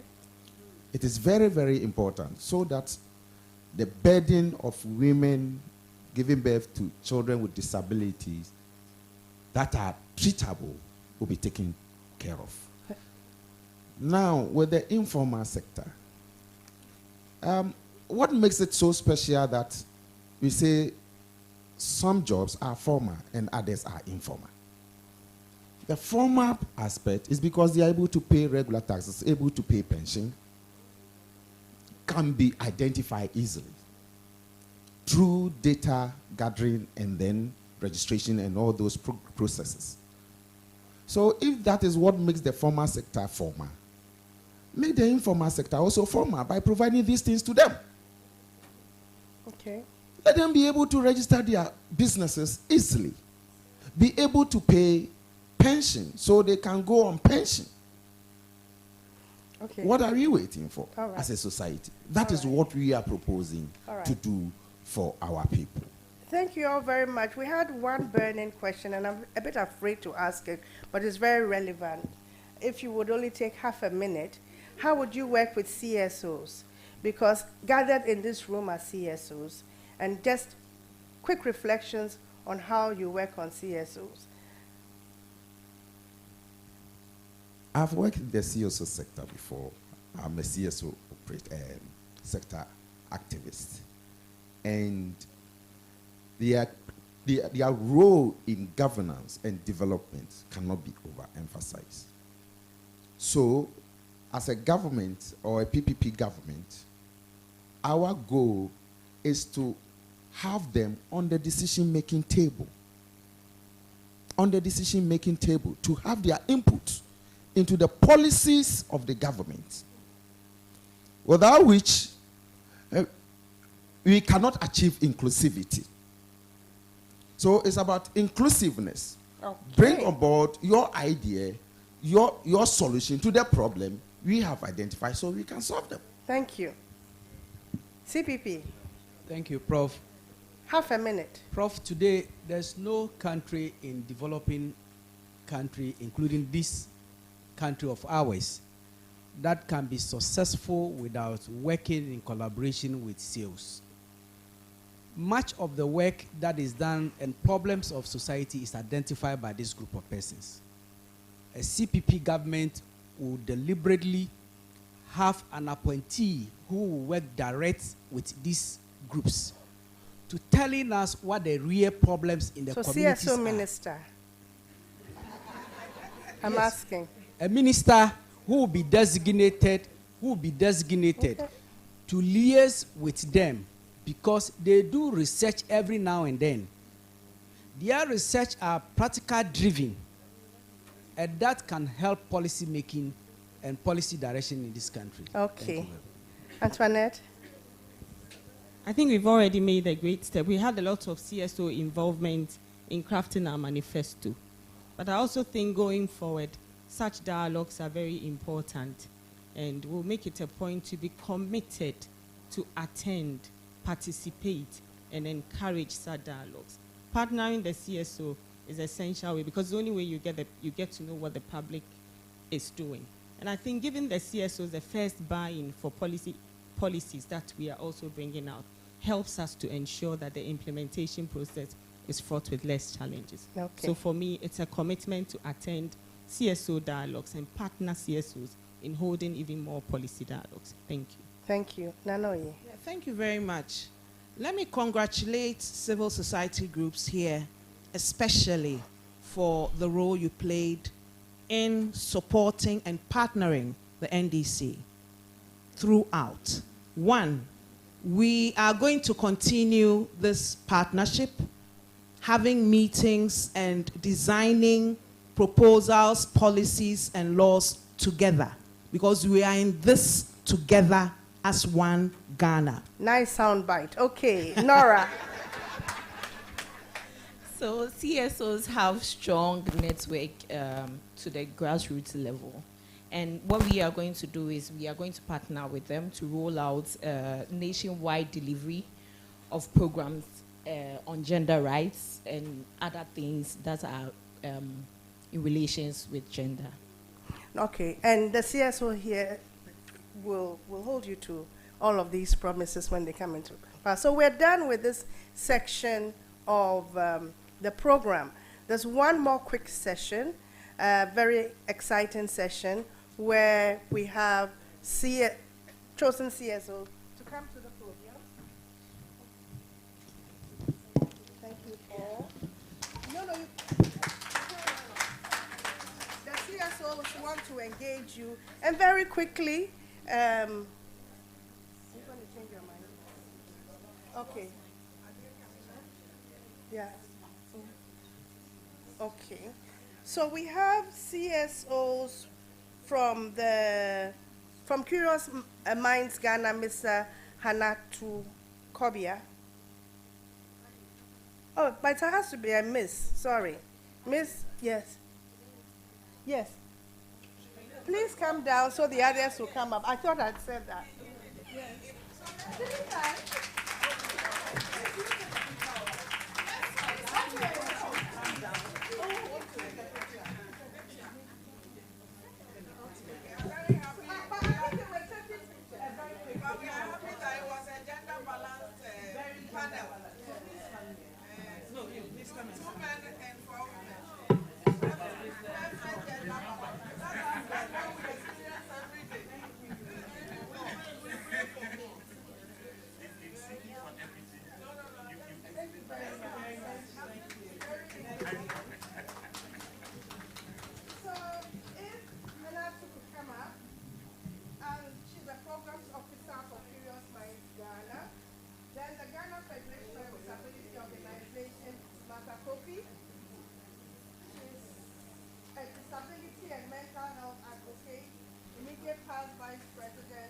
Mental Health Society of Ghana.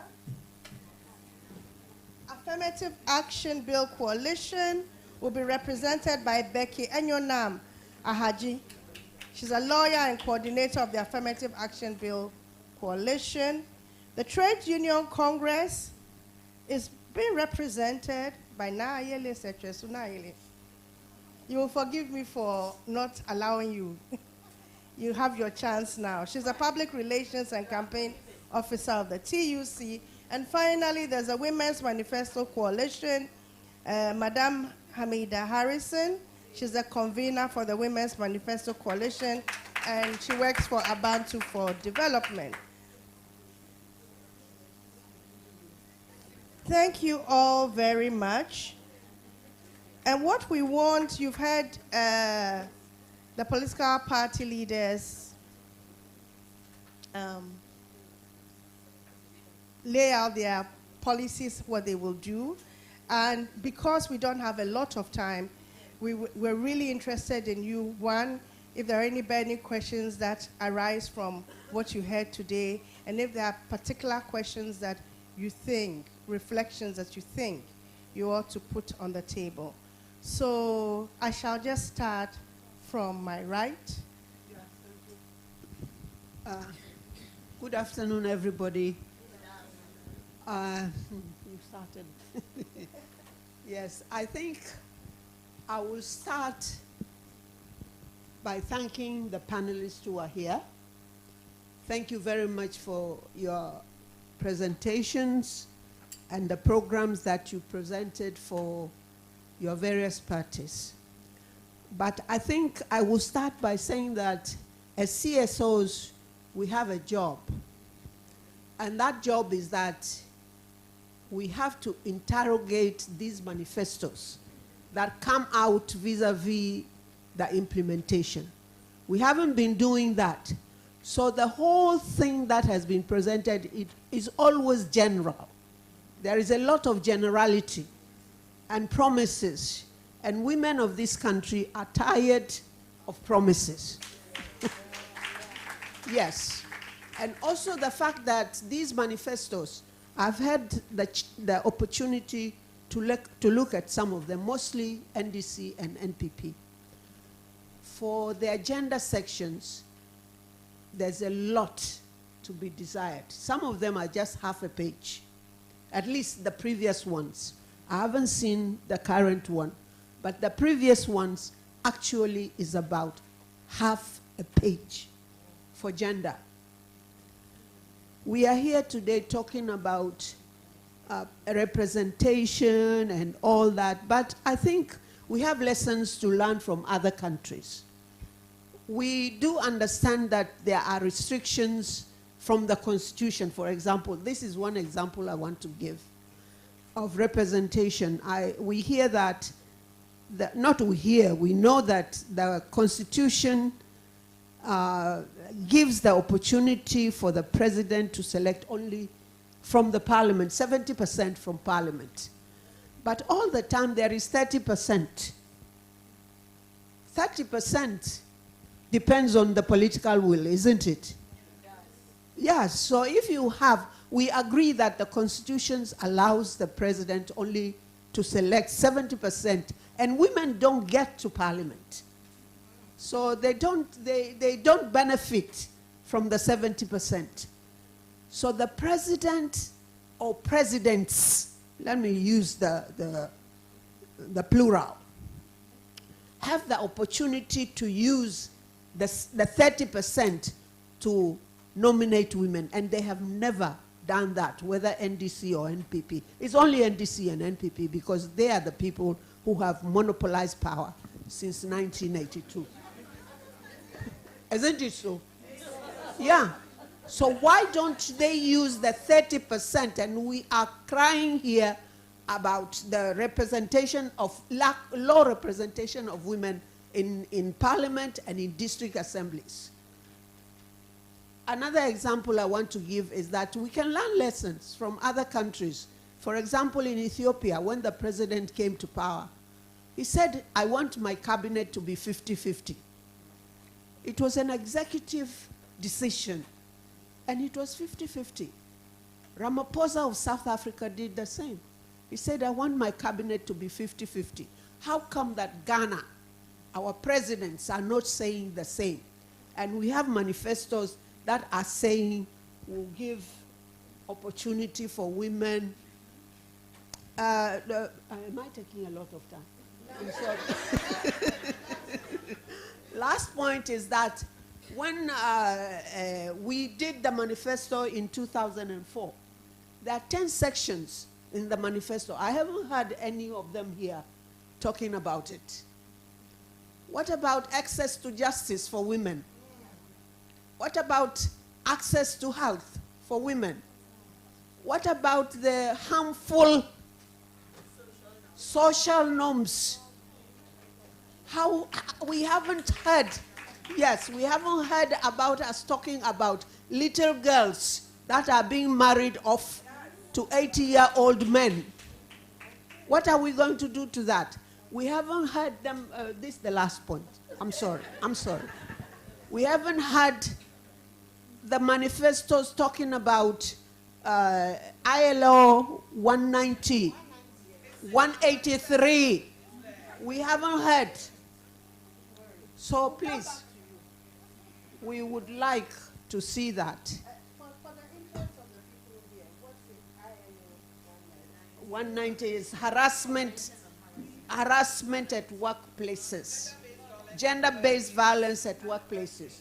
And the 183 is about maternity leave, extension of maternity leave. Yes, and then also we had about creation of, feeding rooms. Yeah, but the Constitution says we should create creche at workplaces, isn't it? The Constitution, that is what it says. It doesn't say about feeding rooms. Please, I don't. Yeah.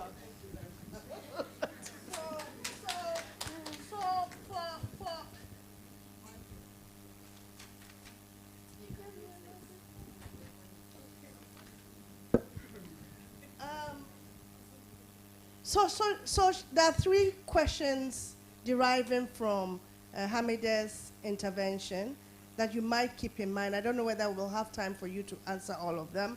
How would you go about the constraints of the 70% for Parliament to increase the number of women in ministerial appointments and in your cabinet? Access to justice, harmful social norms, and gender-based violence. Okay. Right, thank you very much. I think that was the point. My name is Na Ayele, TUC. That was the point Bashira tried to raise about childcare. It's not just breastfeeding or creating breastfeeding spaces for women. It's a whole gamut of things. The women's health, even when they are physically challenged, that's an issue to look at. And the protection of the child, etc., etc. So Bashira tried to point that out, but for the constraints of time, she couldn't go forward with it. The TUC has a workers' manifesto. Fortunately, the NPP, the NDC have been to the TUC, and we gave them copies. The intention was for them to include them in their manifestos. We are yet to know how much of it have been taken on board these manifestos of the political parties. And we're grateful that they came at all to the TUC when we invited them. Where I am interested in an issue we raised earlier on recruitment agencies, especially with women workers, because some of these women, instead of just the 6 months allowed for casual work, are working for 10 years, 15 years as casual workers.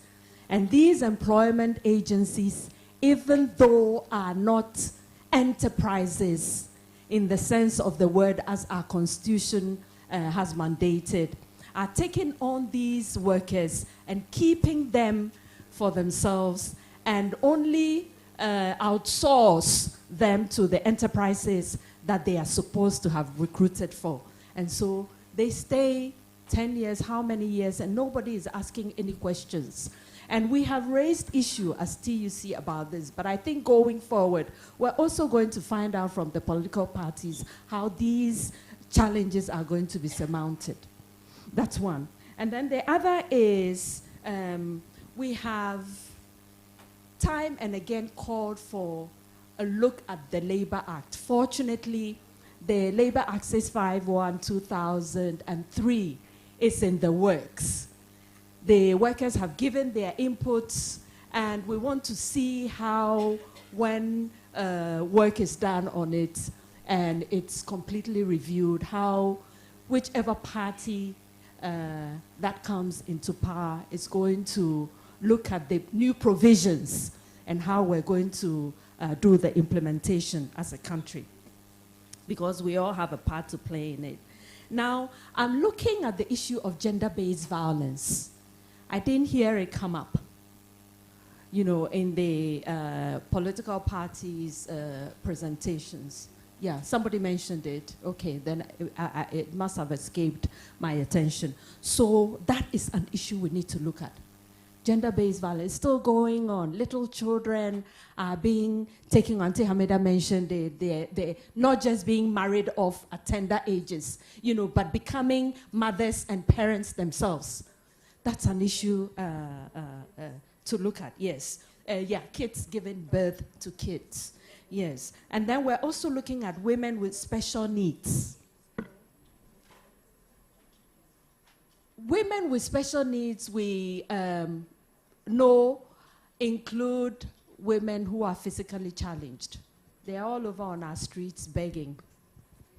And so we would want to have something, you know, into the political parties, but I'm sure that they would want to look at those for us. And we're talking about, you want me to move on? I would move on in just a minute. The next person, yeah. Yeah. We really don't have time, I'm sorry. We don't have time. Okay, so I will shelve the other issues. I can speak with them directly. Nanoye is here, and the doc is here, so we can talk. Good afternoon, everyone. Good afternoon. Good afternoon. So I'm Becky, and I'm with the Affirmative Action Bill Coalition. First and foremost, I think our first reflection would be that it's taken us 13 years to pass this bill. And the bill was passed on 30th of July, and it's been more than a month, and it's yet to be assented to. And I was hoping that at least the sitting government or the NPP would address the fact that the bill is going to be assented to now that it has been passed. But first and foremost, one thing I noticed is that none of the parties talked about the implementing body in the bill that is going to see its implementation. We don't want it to be another talk shop where we come up with very comprehensive drafts or bills or laws, if I should say, and then in the end, you see that just like the Domestic Violence Act, it is sitting on the shelf. It took a lot of time before the LI was passed. It took a lot of time before the board was resourced to see its implementation. In the Affirmative Action Act, Gender Equity Act that has been passed, there's supposed to be a Gender Equity Committee. Our first request, or if I should say our first recommendation, is that ensure that we want it to be operationalized in the sense that give it finances, give it human resources. We don't want it to just be a body that is there which is not functional. Since the body, according to the law, is supposed to be instituted at the Ministry of Gender, we know the Ministry of Gender is already burdened. You're thinking about children, you're thinking about social protection, but then we want this act to be a priority. So ensure that you resource your Gender Equity Committee. Ensure that you give them financial resource and human resource to be able to monitor and implement the law. Now, the law is very comprehensive. It talks about the public sector and the private sector. A lot of, from the discussions, some say they're going to give a 13% minimum quota and all of that. That's all well and done. But then in the next 100 days, none of you said that you're going to ensure that your appointments, especially the political appointments, just as Auntie Hamida mentioned, you're going to have 30%. It has to be imperative. We don't, can I please finish? Thank you. It has to be imperative because you can come and say that but now there's a law that's actually telling you to do it. And so we just want to reiterate that now you have a legal requirement to ensure that you have that quota in place. But concerning the when it comes to Parliament, where we had a challenge and when the law was being processed in Parliament, we realized that it came when in the initial drafts there was a condition for the EC, which is like a constitutional body, to be able to ensure that political parties are compliant with the law. But then an argument was raised on the floor that they are independent constitutional bodies. You cannot come up with an act to give them rules. So one thing as a coalition we've been advocating for now is that we need a constitutional amendment which is going to empower the EC to ensure that political parties are compliant, because in the act as it stands now, you have requirements under the act to internalize and ensure gender mainstreaming with your candidates, with your sponsorship and all of that. But then we wanted a sort of a bite where the EC will oversee that and ensure that you comply. So moving forward, if you can take that up and ensure that we will push for a constitutional amendment to ensure that in terms of political parties where we see only 14% of women in Parliament, that's abysmal and that needs to be tackled. The last thing I also wanted to talk about is when it comes to the Affirmative Action Act, beyond the act, you see that in the act it talks about the fact that you have to come up with legislative instruments, and wanted to know that, are you prioritizing that? Because the act just says that every sector should come up with policies and programs, and you all have these wonderful policies and programs, but how are you going to ensure that every sector, not just the public, but the act also deals with the private sector, how are you going to ensure that you come up with policies to ensure that it's fully implemented right down to the private sector? So these are my reflections. Thank you. Thank you very much, Becky. So I'll go to Martha. Thank you very much. I want to address this issue. None of it came. We are talking about access to justice, as Auntie Na took it from. But then I want to base pointedly on access to information. I didn't hear any of the political parties coming out with specific access, that is the accessible mediums of information that persons with disabilities, especially deaf persons, can access information. We are talking about economic empowerment for women with disabilities. And as it is, we all know that when women are saying that they are being left behind, then a woman and a girl living with disability is facing a triple or multiple of whatsoever that a woman with non-disability is facing. We are looking at ICTC, which is going to provide us with assistive technologies. We have women who have children with disabilities that need support. Their support system is not only monetary. When we talk about social protection, then we all refer to LEAP. But then we understand from a lady who made the presentation that social protection should be the last thing that we have to look at. What are the parties' strategic positioning in carrying women who have children with disability along when it comes to their accessing health, access to justice when it comes to sexual reproductive health rights, and sexual violence in our courts? Do we have sign language interpretation? Do we have rooms for private section, even for persons living with psychosocial and intellectual disability, for them to be able to make their case? We are looking at supported decision making for persons with psychosocial intellectual disabilities who will have trustees as husbandmen who will stand in when they speak about violence where they are being violated. We are talking about also access to transportation. None of the political parties is making any deliberate viewpoint or stance to say that we are going to make transportation systems in the country accessible for persons with disabilities. Yes, there has been inclusive education policy, but what they are practicing is not inclusive education policy. In fact, they are just doing something opposite, and they are trying to foster more schools, separate education for persons living with disability, women living with disability. But we are looking at the political parties giving us a commitment to training peripatetic professional features who will make persons with disability part of our educational systems so that we don't have to segregate them. I also did not see any of you. Ghana, we've come of age. And then when we talk about policy frameworks in the diaspora and world over and the global front, you see that they hail us so much. We have a lot of beautiful policies lying here in Ghana. As of today, we keep asking the government that when are they going to domesticate our mother law, which is our constitution, to conform with the CRPD and CEDAW, so that the implementation will harness the rights and equality of women and girls living with disability. A lot of our women fall within the informal sector of work, but access to loan, access to finances, it is very difficult. Our women cannot access funding, even to say they are going to boost their businesses. I hear a lot of you talking about bringing entrepreneurship. What is your stance in trying to make sure that you align and collaborate with disability organizations or CSOs so that you can have tailored need programs that are going to cater for the needs of women and girls living with disabilities? Thank you. Thank you.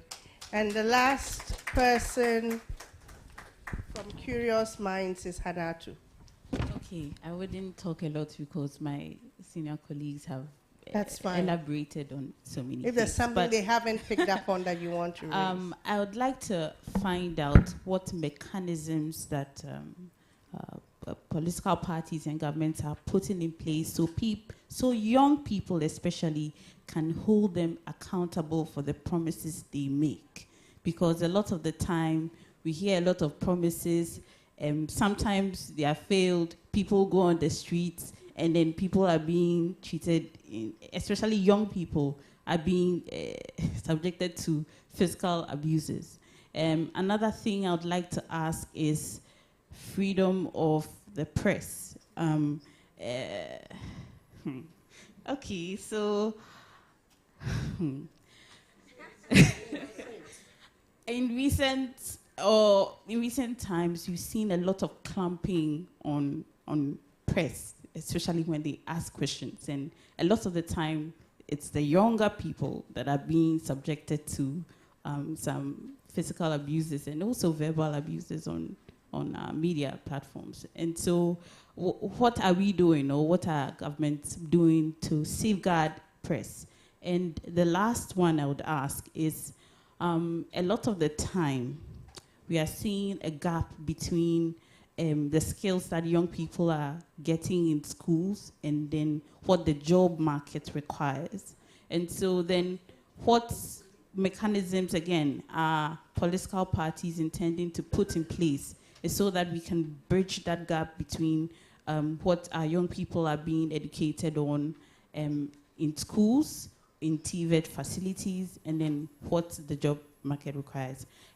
Please forgive me, but the very, very last one that our senior colleagues mentioned was children taking care of children. So unfortunately, in most communities, it's young people that are, especially young girls, even from the age of as early as 10, are getting pregnant. Yes, thank you. Are getting pregnant, and they are children giving birth to children. And we are hearing a lot, especially if you go to social welfare departments, that there's a lot of neglect of children. And so what are political parties, governments going to do to protect our children, right? And also to ensure that children are not being neglected. So those are the questions I have. Thank you very much. Thank you very, very much, all of you. The last portion of this will be to get the political parties to address these concerns. There's quite a lot that you have here. You put here as questions. Some of it are comments, some of it is advice, but you would like them to deal, as Hamida said, a lot of generalities, but specifically, for example, issues going beyond breastfeeding, for example, to support women. Hamida mentioned there are creches and maternity leave issues that ought to be considered. There's concern in terms of the labor issues, recruitment agencies, and casual work with no benefits, I think, and how that impacts women hasn't been addressed. The new Labor Act, how it will be implemented. And then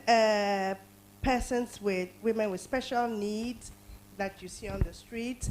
Affirmative action is a big one. The bill has been passed, and they'd like to know how you're going to implement it, and whether you'd prioritize it, what you'd prioritize, how you're going to implement the bill, and the kinds of resources, very important, that you will give to support the implementation of the bill. And then access to information for disabled people, for example, what you will do to support women and children with disabilities, access to justice for people with disabilities, access to transport.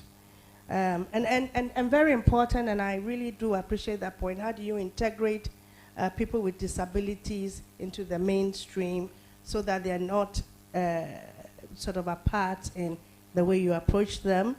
Then I may have forgotten a few, and the last point is how you're going to collaborate with disability associations in order to make sure that their interests are better understood and addressed. And then the youth are particularly concerned about their ability to express themselves fully in demonstrations without being brutalized, freedom of expression, including making sure that the media is not repressed, and also the gap between school programs and the job market, and finally protecting children. It's a huge one, but protecting children. So I'd like to thank you all, and if you could come down so that the political parties' representatives will come up Ma'am, again. finally, not to cut you, but Yes. one burning issue. I thought there would be a second session. Please, all the political parties, everyone has mentioned the Affirmative Action Bill, our Ghana's Constitution, and persons with disabilities, we have the Persons with Disability Act, which the state has refused to enact for us the revision of it, which is supposed also to come with its instruments. And then so we want to know what commitment you are making in the first 100 days that you are going, because then we have to start the process all over again, and we can't believe in people as a nation without having any constitution and laws to back our rights. Thank you. Thank you very much, Martha. I'd like to invite you all back up to the podium. And we don't have a lot of time, and so you only have 1 minute to address one issue. So maybe you should pick the 3 issues that you want to address. You can't all address all of these several issues. Do you agree with me? Yes. So you pick the 3 issues that you want to address and address them. Antoinette, please come up. Who am I missing? Brother Agbenya, you don't want to come up and face the music from the CSOs? Yes.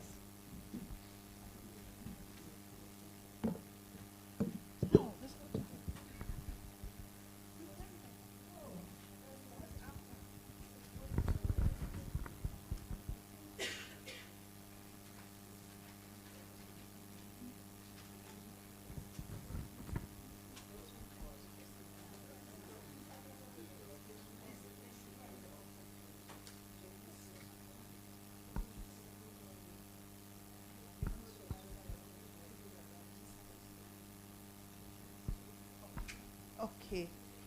This is a very complex program. With so much happening there. Tishwa, did you want to say something?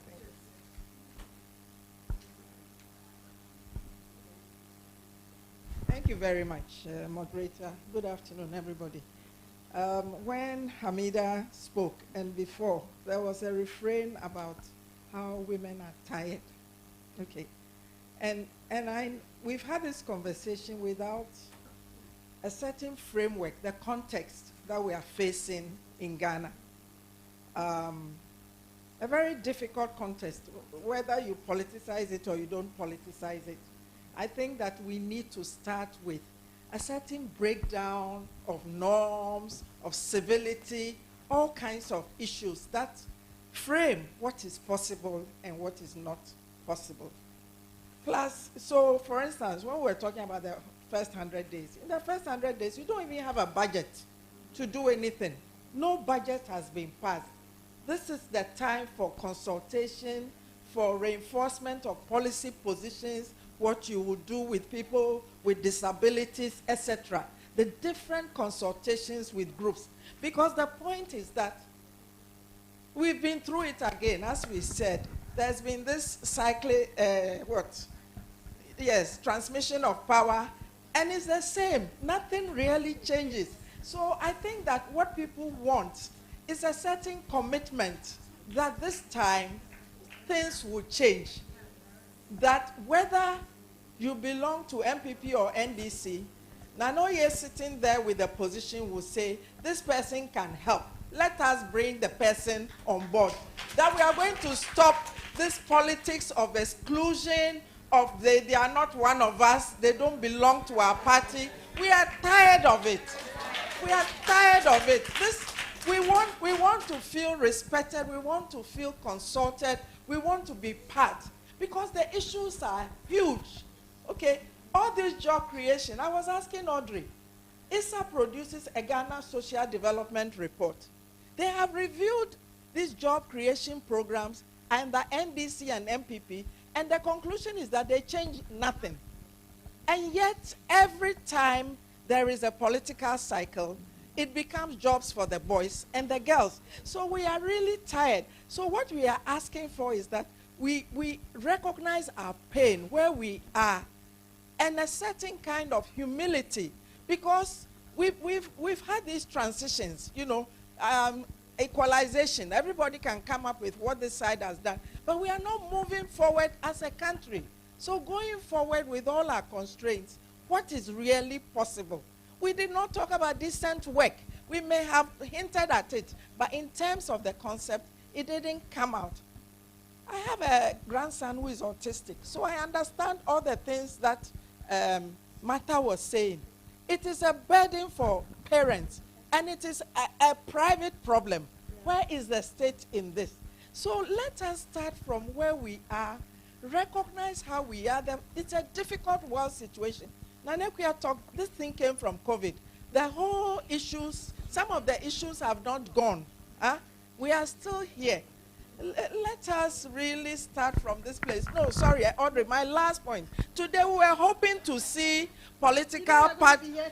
No, we are not. Today we were hoping that we would meet the leaders of the political parties.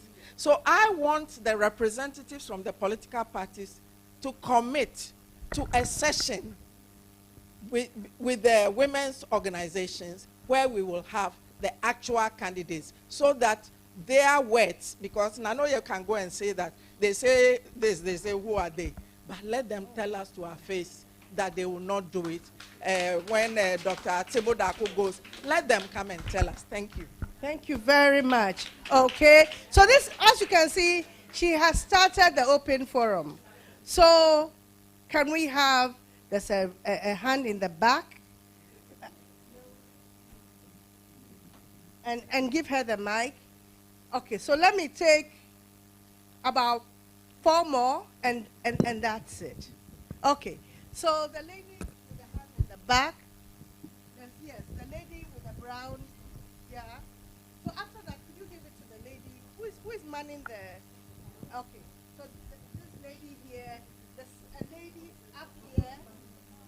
Please pay attention so that you just give the mic to her. There's a lady up here in the glasses.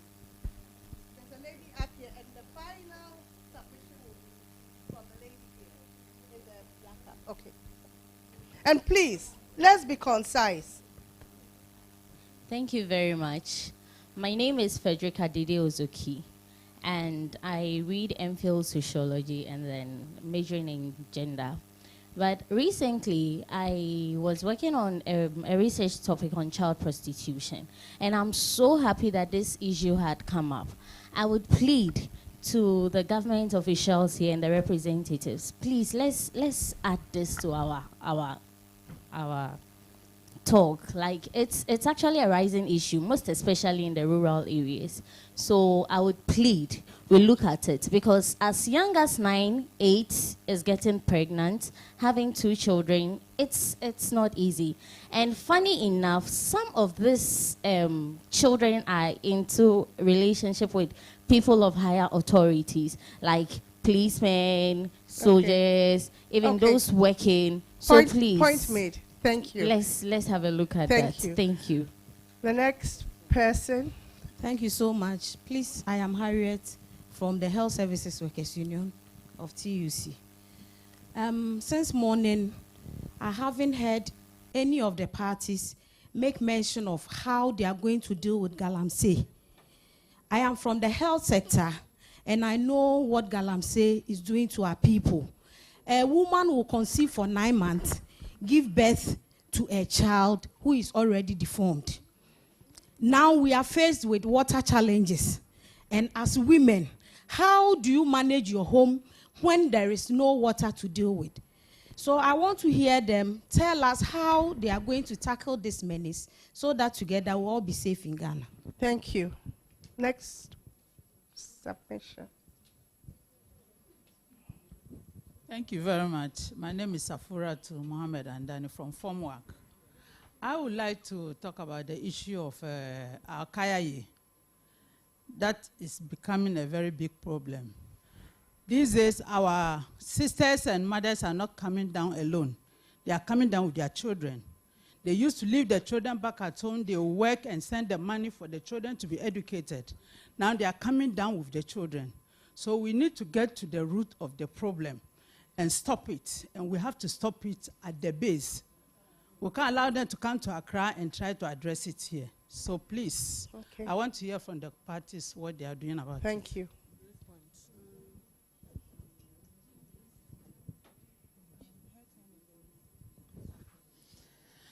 Hi, my name is Hajia Zelia Kasim, and I'm with the Hijabis and Identity Campaign.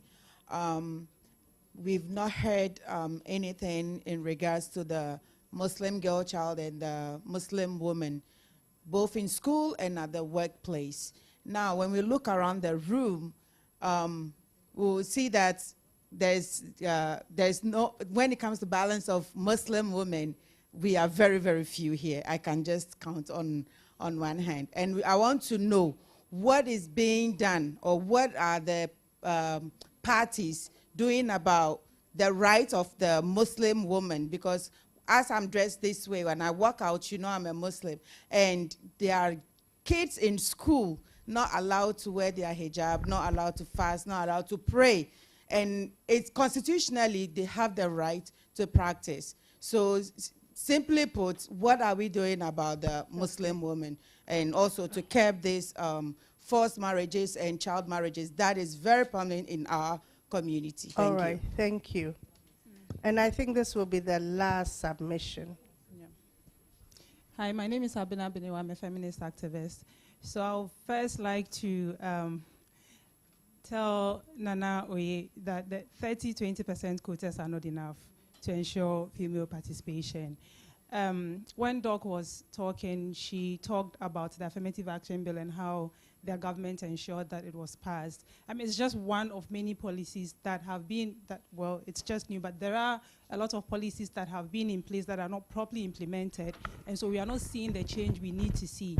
I've been in engagements where people from social welfare have been present, and they've talked about how a lot of the time they can't even help women who have been victims of violence, especially rape, because they just don't have the funding to even get them tested so they can have a case to get perpetrators arrested. And so the Domestic Violence Act, we've been calling for its funding for, I don't even remember for how many years. Please, as you address issues concerning women, please table some of these issues, because if we are passing more policies, more bills, and it's not being properly implemented, it's a problem.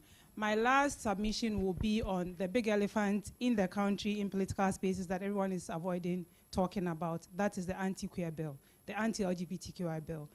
I know a lot of the submissions from your flag bearers have been political talk, because I am trying to believe because that's what gives me hope, that they're just trying not to upset Ghanaians and have it cost them the election. And so no one has said, I am not going to, like, I am going to protect them, but in a different way. Dr. Baumia has said no. Mahama has said his faith doesn't allow him to support something like that. But these comments, in as much as we see it as political talk, it's endangering the lives, the health, the livelihoods of the people concerned. And queer women are an important demographic within women as a bigger demographic group. And so I am appealing to you to table this before your flag bearers, that just refusing to take a stance, thinking that, okay, I'm not going to upset Ghanaians. Actually, they emboldening abusers. Because when people hear you say that you are not for these people, they're emboldened to further abuse them. And we've had queer women being raped as some form of corrective rape. We've had some of them being murdered. This is happening. And a lot of it is because of how flag bearers are emboldening these people. So these comments promote homophobia, and I'd like that you table this before them. Thank you. Thank you. Thank you very much. What was your name again? Abna. Thank you very much, Abna. And she's right. It's the elephant in the room. We've talked about everything else, but the fact that there's a bill pending that is, and we're talking about gender, and there's a bill pending where the candidates are saying, I will not append, I will append my signature to the bill, you know? And so perhaps you may all want to address that first. You may want to address that first. How are you going to persuade your candidates, you know, to not criminalize people's sexual identities? Because that's the bottom line, and to be inclusive. They don't have to like them.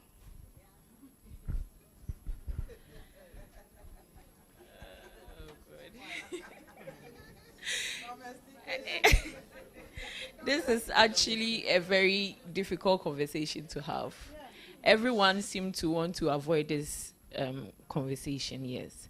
And as a young person, I see this coming up so many times when young women, queer women are being harassed because they are queer. I mean, because you don't like something doesn't mean you should beat the person up. What would you like your flag bearer to do? And I personally would want my flag bearer to make a stand and to say, I am not for this, or I am for this. And if you are for this, what are you doing? If you are not for it, then take a stand. Let the people know that doing something that goes against people like this is criminal. We have to put legal backings to it. That is what I personally believe. And I am going to make sure that I talk to my flag bearer about this, because it's very important and we all don't want to discuss it. It makes us uncomfortable. Okay. I'll come back to you on the other question. Yes, thank you very much. This issue of LGBT, of queer, gay, and what have you, has been one of the issues on the top burners, the top burner for Ghana. And Ghanaians have decided that a law should be passed. And the representation,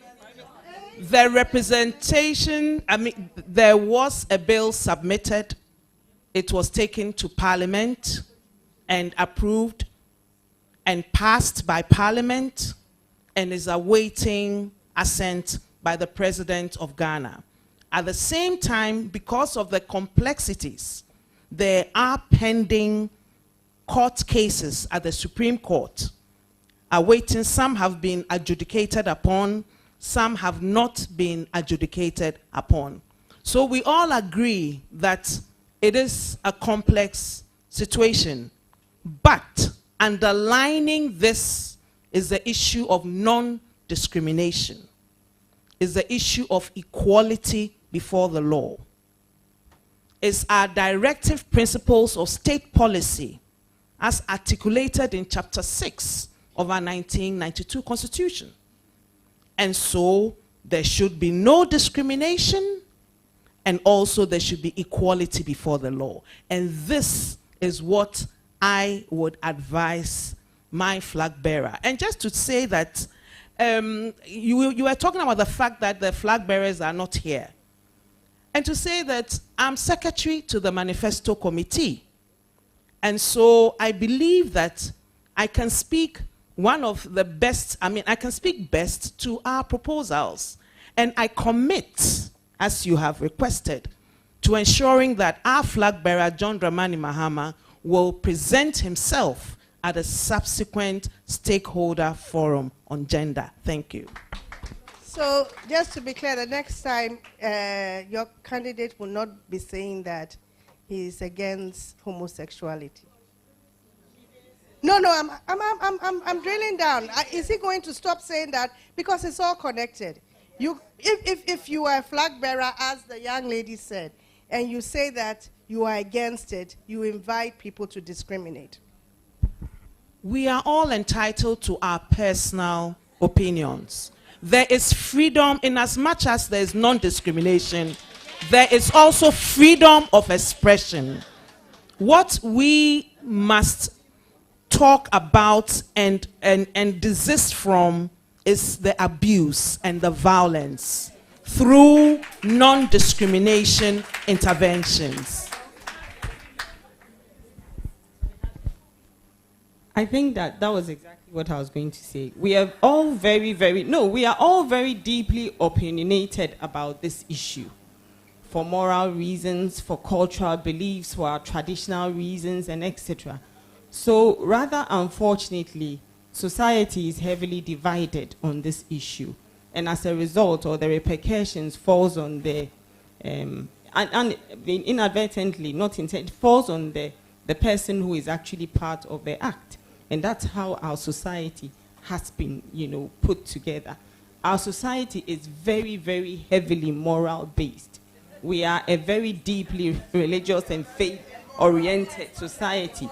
We believe in using morality to call judgment and to make our decisions.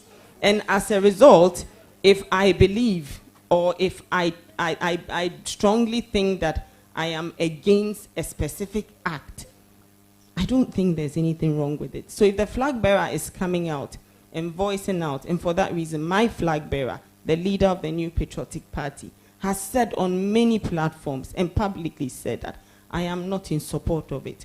Our constitution does not allow it. My religion, yes, he said it. He said our faith does not allow it. But remember what he also said.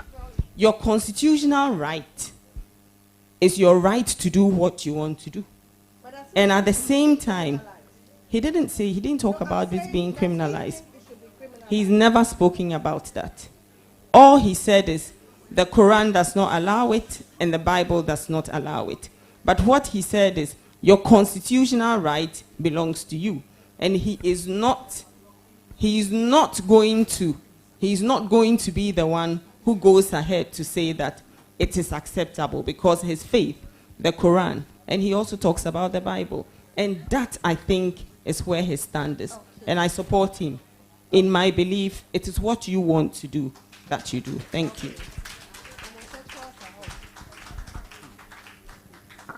Prof.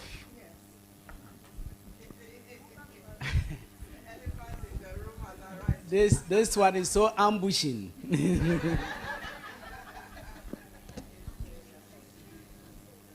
Honestly speaking, issues about key population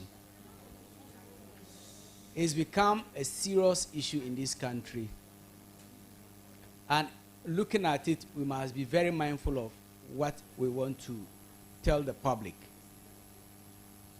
I have worked with key populations in this country before. With one of the groups, FSWs. But I have not worked with MSM. The MSM group is what? Yes, it's part of the MSM. Yes, they are also in the same bracket. They are in the same bracket. If a man sleeps with a man, that is the MSM. So, I do not know the position that my flag bearer will hold. As a woman, I don't know. I haven't had any interactions with her regarding this issue.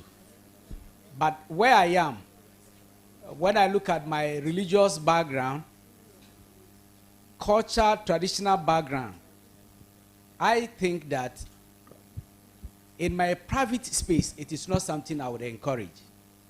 But it is the right of the individual to think that it is what he or she would like to practice. But me as an individual, I say no to those things. Okay. Thank you very much. So you believe they have rights? Okay. Right, thank you, Prof. A political party aligned to liberal principles should tell you our position already. We don't have problem with what somebody align or orient themselves to.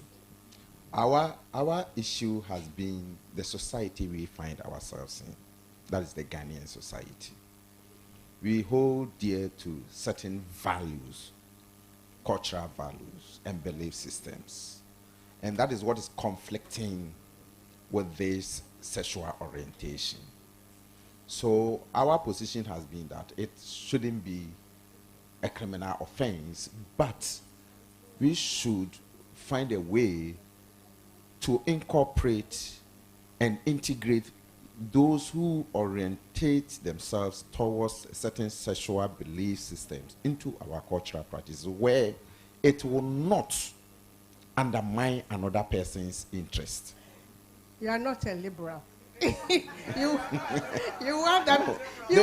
Somebody who has declared a sexual orientation to conform to the dominant one. They have their interest, not to conform, the dominant one not to conform, but accept it.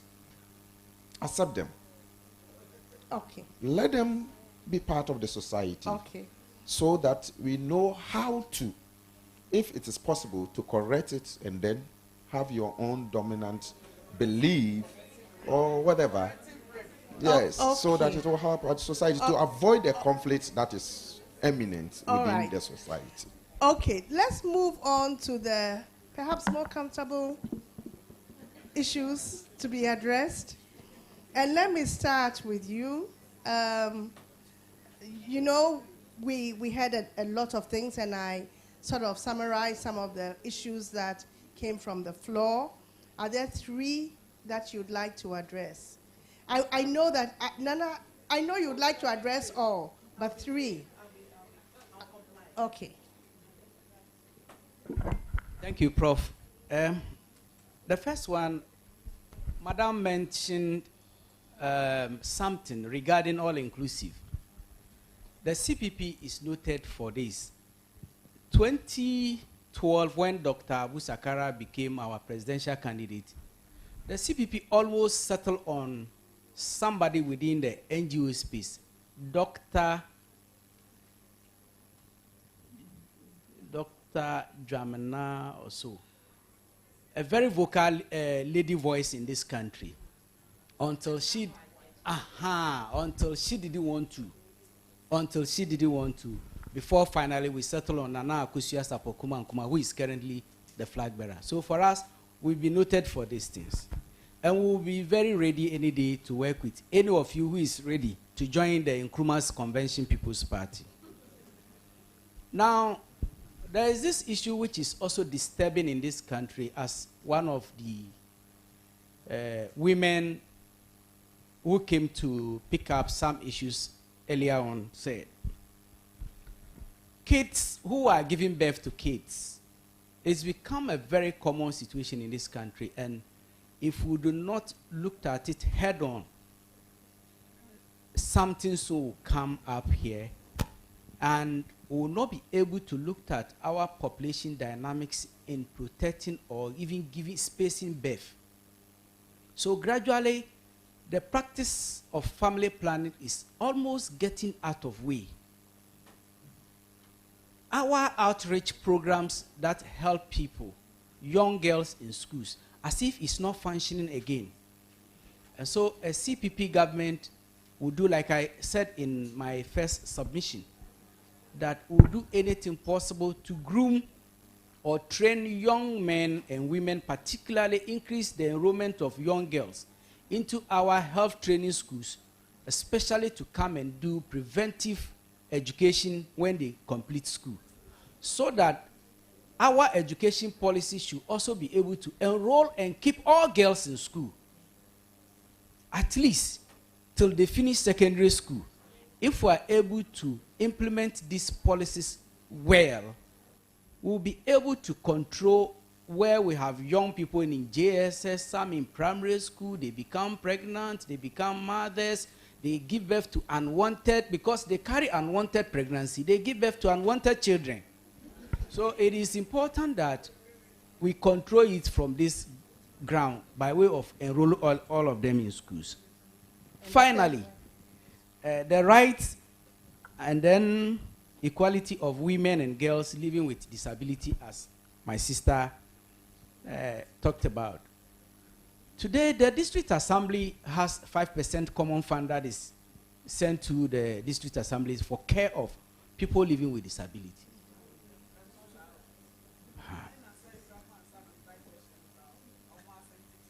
Okay. And so, if you go to the district assembly, the information there is that the money doesn't come. Where the money comes to, the heads of assemblies try, either the DCE, the coordinating director, director of finance, they manipulate. By the time the money gets to them, it is nothing to do with. And so a CPP government would increase quota that is sent to district assembly purposely for disability issues, and also make sure that it is given to them, because every assembly has somebody who is representing them there. It is given, and it is common knowledge to every member that there is pure transparency as far as the sharing and distribution of these monies are concerned. Thank you very much. Can we clap for him? Right, thank you very much. First of all, is on the implementation of the affirmative action.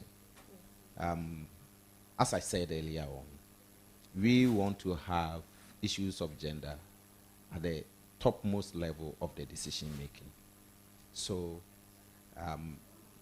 you should note that the LI that's supposed to support the law will be enacted when we come to office. And then the committees that are supposed to be established under the ministry will immediately be established to ensure the enforceability of the law. It is very, very imperative, very, very serious thing that we are taking to the highest level of decision making. And it tells you that the gender ministry will become a cabinet minister. Yeah. A cabinet ministry. Oh, yes. So it should be a cabinet, because it's a huge ministry, and they address a lot of issues. And that thing must come right at the nose of the president. So it is very important that we are going to do. Provide the needed resources to the implementation of the affirmative action law, so that it becomes effective. And then all the enactments in there, the rules in there, like someone will say, the lawyers will say, Panta sunt servanda. Agreements are bound to be obeyed. Once you have passed the law, you have to fully obey the tenets of the law that the party will do. The other issue concerns with the disability. And if I am to, we didn't have enough time to elaborate on disability issues. But for the Progressive People's Party, we have proposed to work with the GFD, that's the Ghana Federation of Disability, to ensure children with disability have access to all the special needs for learning. All the special needs for learning. And it is very, very critical to us, because they matter to the party when we are in government. We also have proposed to institute sanctions to people who discriminate against people living with disability. So, because what kind of sanctions? We see that sanctions such as you may be prosecuted for discriminate if you are reported for discriminating against a person living with disability. So it is so that it will deter people from, for instance, some people when they are going for looking for jobs, they are discriminated against. They don't give them the equal opportunity that they deserve. the party, when in government, will make sure that we put a stop to it by making sure we have the rules that will prevent institutions and organizations from not giving that equal opportunity to people living with disability. And also institute corrective regimes for those whose problems can be corrected. Those whose problems can be corrected, we will institute corrective regimes for them so that, and you need to walk around, our sister raised special public institutions, and then these transport system having disability-friendly access to them. We have proposed to restructure and have designs where access to public institutions and public places, our people with disability will be able to have them so they can easily go there. And she raised the issue of information, access to information. The passage of the RTI bill is there, and it gives the opportunity for everybody who wants information to go for it. But the problem has been, what form of information can they access?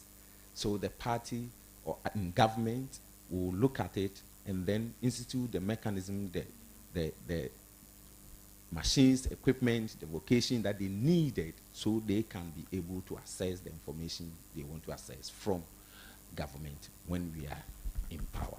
These are a few things we will do for the persons living with disability. Thank you very much. Antoinette. Thank you. So I think I'd like to first talk about the empowerment of women, the workforce, because you mentioned it. So we have a section in our manifesto that talks about enforcing existing regulations on maternity leave to ensure women in both private, public, and informal sectors. And then there's also a section on the existing sexual harassment laws are enforced. And by this, we shall ensure that all workplaces openly publish their sexual harassment policy. So the idea is that the fact that it is not published makes it in a way hidden. So you don't even know when someone has trampled on your rights. You know, the University of Ghana, we have a sexual harassment policy. And it is so tight because Prof was part of it. I'm just teasing. So in actual fact, I think these are some of the things that we have to do. We have to publish it. And the manifesto says that it will. It also talks about the fact that, and I was talking about the prioritizing partnership with private sector to establish daycare centers in workplaces.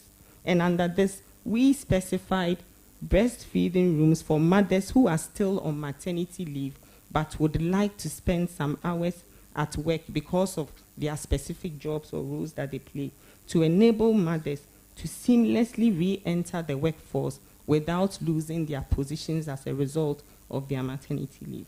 And then we've talked about encouraging private-public participation. But coming to the section on disability, on persons living with disability, there's a whole chapter on it, 7.5. It says, to support persons with disability and special needs. And for me, I think that elaborates. So we are not just talking about persons living with disability, but we are also emphasizing on special needs. And without taking too much time, I just would like to mention something about special needs. Also because for me as well, it's a personal problem. I have a child with special needs. I think recruiting and training special needs teachers is an essential part of looking after persons with disability. People don't know how to handle special needs, and I think that is one of our biggest challenges. So I'm very happy that this is part of our prioritization of inclusive education. We will allocate the needed resources, and we've even specified the number, 1,000 special needs teachers. We've even gone ahead and said we'll train more speech, language, occupational, and behavioral therapists, as well as educational psychologists.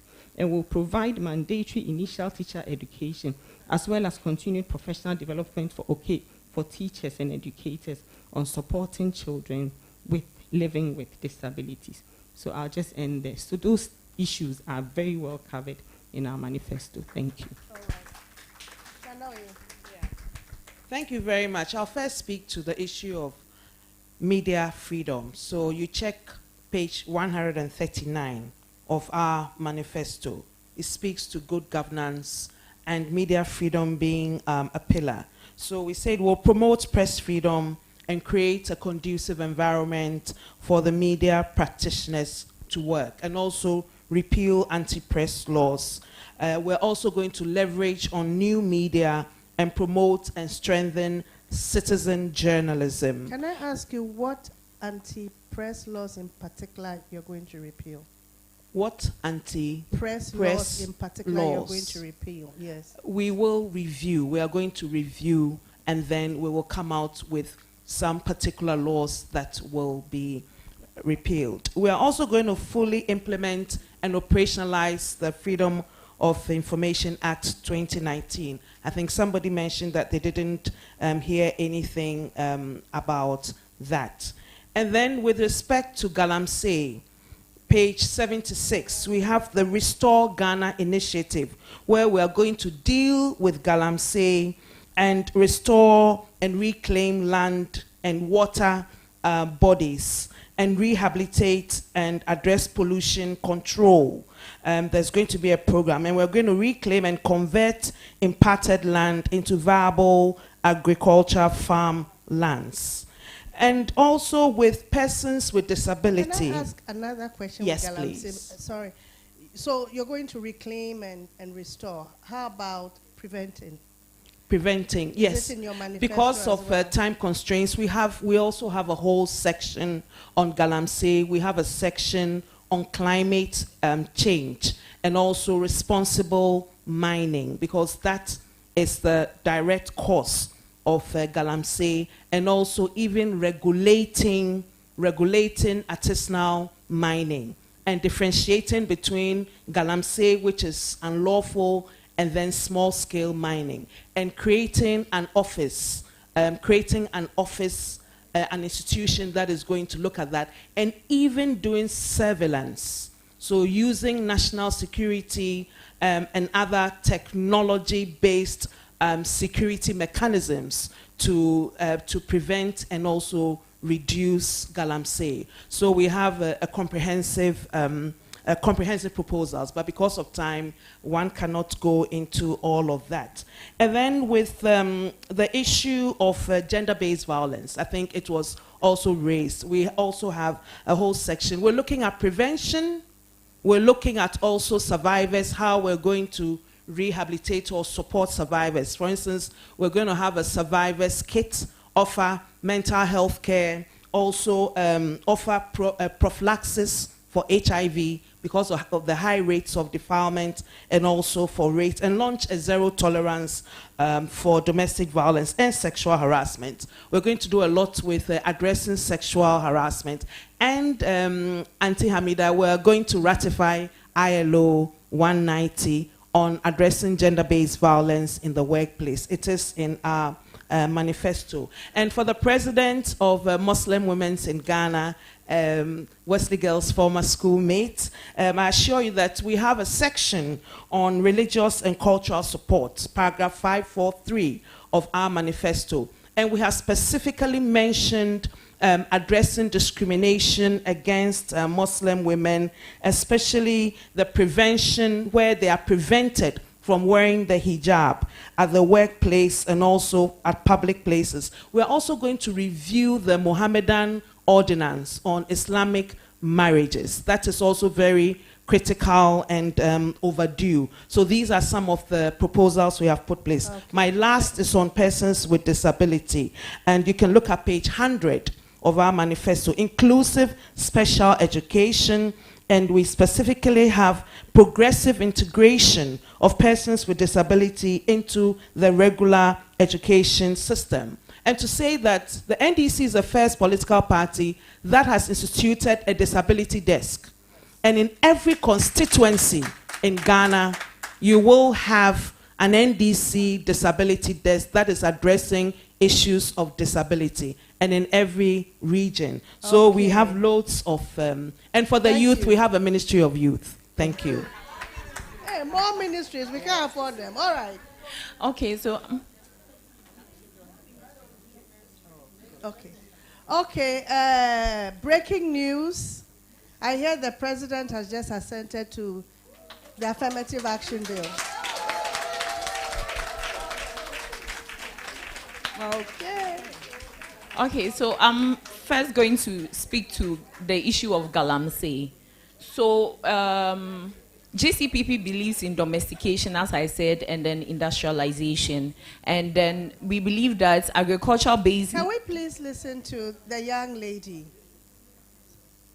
So we believe that agricultural-based livelihood is going to solve this issue. Now, we all know that the main reason why galamsey is happening is because there are no jobs. There are no jobs for the youth to do. And so if we are going to bring the industrialization that we are talking about, that is going to solve that job creation problem. So if they have a job to do, I don't think any sensible youth who has a job to do will go and do galamsey, knowing carefully what the hazards it comes with. Sure. So we believe that the industrialization we are talking about is going to solve that issue of galamsey. Now, I'm also going to talk about the child prostitution. Someone spoke about child prostitution. I am actually quite passionate about that because where I'm from, you see this a lot. Young ladies, 9, 10, 12, giving birth to 2, 3, it's a big issue. It's really serious. And we are not talking about it enough. I feel like we are not talking about it enough. And so what we believe is that we are going to strictly enforce the existing laws. Personally, I believe that the Children's Act is just lying there, and we are not really enforcing it as it should. We have to criminalize it to the extent that nobody will want to engage. And I would also encourage all of us, as we are all women here, we should train our children well to the way that these things would be embedded in their mind so that they wouldn't do them. I feel like some of these things, I'm not sure about others, maybe I'm wrong, but I'm saying that the training in the homes usually affects the thinking of people who do these things. So if you see that your child is veering towards this thing, maybe you should say something. How about the men who procure them? Yes, and it's horrible too. Being a man who will procure a child, it's disgusting. Sorry, it's very disgusting. And children are supposed to be children. They are supposed to grow. And an adult is an adult. An adult should know that this is wrong. So we should criminalize it. And we shouldn't allow society to come and tell us that maybe we should just go and talk about it at home. But it's already criminalized if you have sex with an underage child. It is criminalized. But I'm saying that what we are saying is that maybe we should amend the law to make it too strict. A harsher penalty for people who engage in that. Okay. And then also with the media, the issue regards with media protection. So the GCPP is bringing something what we call the Whistleblowers Protection Act, something that is going to fully protect whistleblowers, protect young people. We already have that. But people don't really talk about it. So it's something that we are going to let people know that we have something like this to protect the people and to make sure that they actually utilize it. Okay. Thank you very, very much. I know we've had a longer day than had been planned, but I think you'll all agree with me that, we've heard quite a lot about the policies. Some people felt it was a bit general, but I think that we've drilled down a little bit. I think there's a little bit of sympathy for the fact that we're also time constrained. When you have 5 people on the podium and very little time, it's really difficult for people to get into the weeds, get into the details. So we really appreciate you. We've been listening to a representative of the GCPP, Nora Sama. We also have Ms. Nanaoye Bampo Ado, representing the NDC, and she told us that we should blame her for everything in the manifesto because it was under her watch. We've also been listening to Dr. Antoinette Tibudaku, who was representing the NPP. And then we have Mr. Agbenya, representing the CPP, and finally Mr. Mante, representing the PPP. Thank you all very much, ladies and gentlemen. It's been a wonderful conversation, but as Professor Techua Menu suggested, not only would we like you to give feedback to your party and your candidates, but we will also appreciate it if you could use your influence to encourage them to have another convening with us. This time, they and the women's movement. So thank you all very much. I'm going to invite Patricia to close us out. So thank you all very much, and enjoy the rest of the day. Thank you. So you've agreed with me that we've had an engaging interaction. Our apologies to those that time would not allow us to get them to ask their questions. We are grateful to all the political parties that are represented here. And I want to state that we invited all the political parties. It's those that confirmed that were on the panel. We are grateful to all our DPs that came. Netherlands Embassy, I understand, is here. When we started recognizing the DPs, they weren't in, so I also recognize them. Thank you all for coming. I had wanted to ask a question. I heard something about modernization of markets. And we all know the consequences of modernization of markets.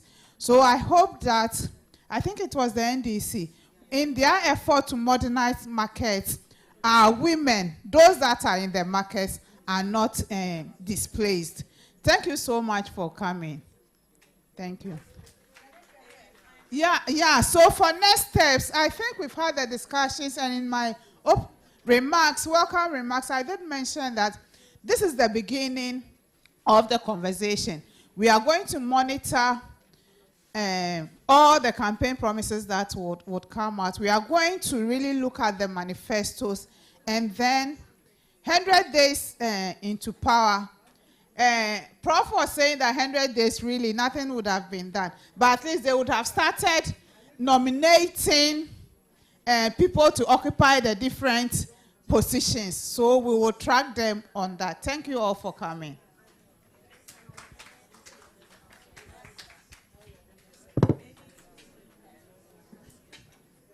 So we have item 30, we have snacks.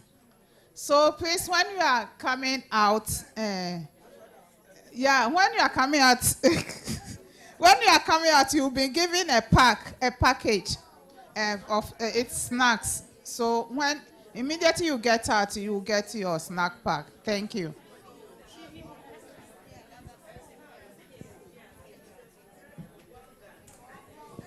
And thank you, Netrite and GESPA team, for pulling this off.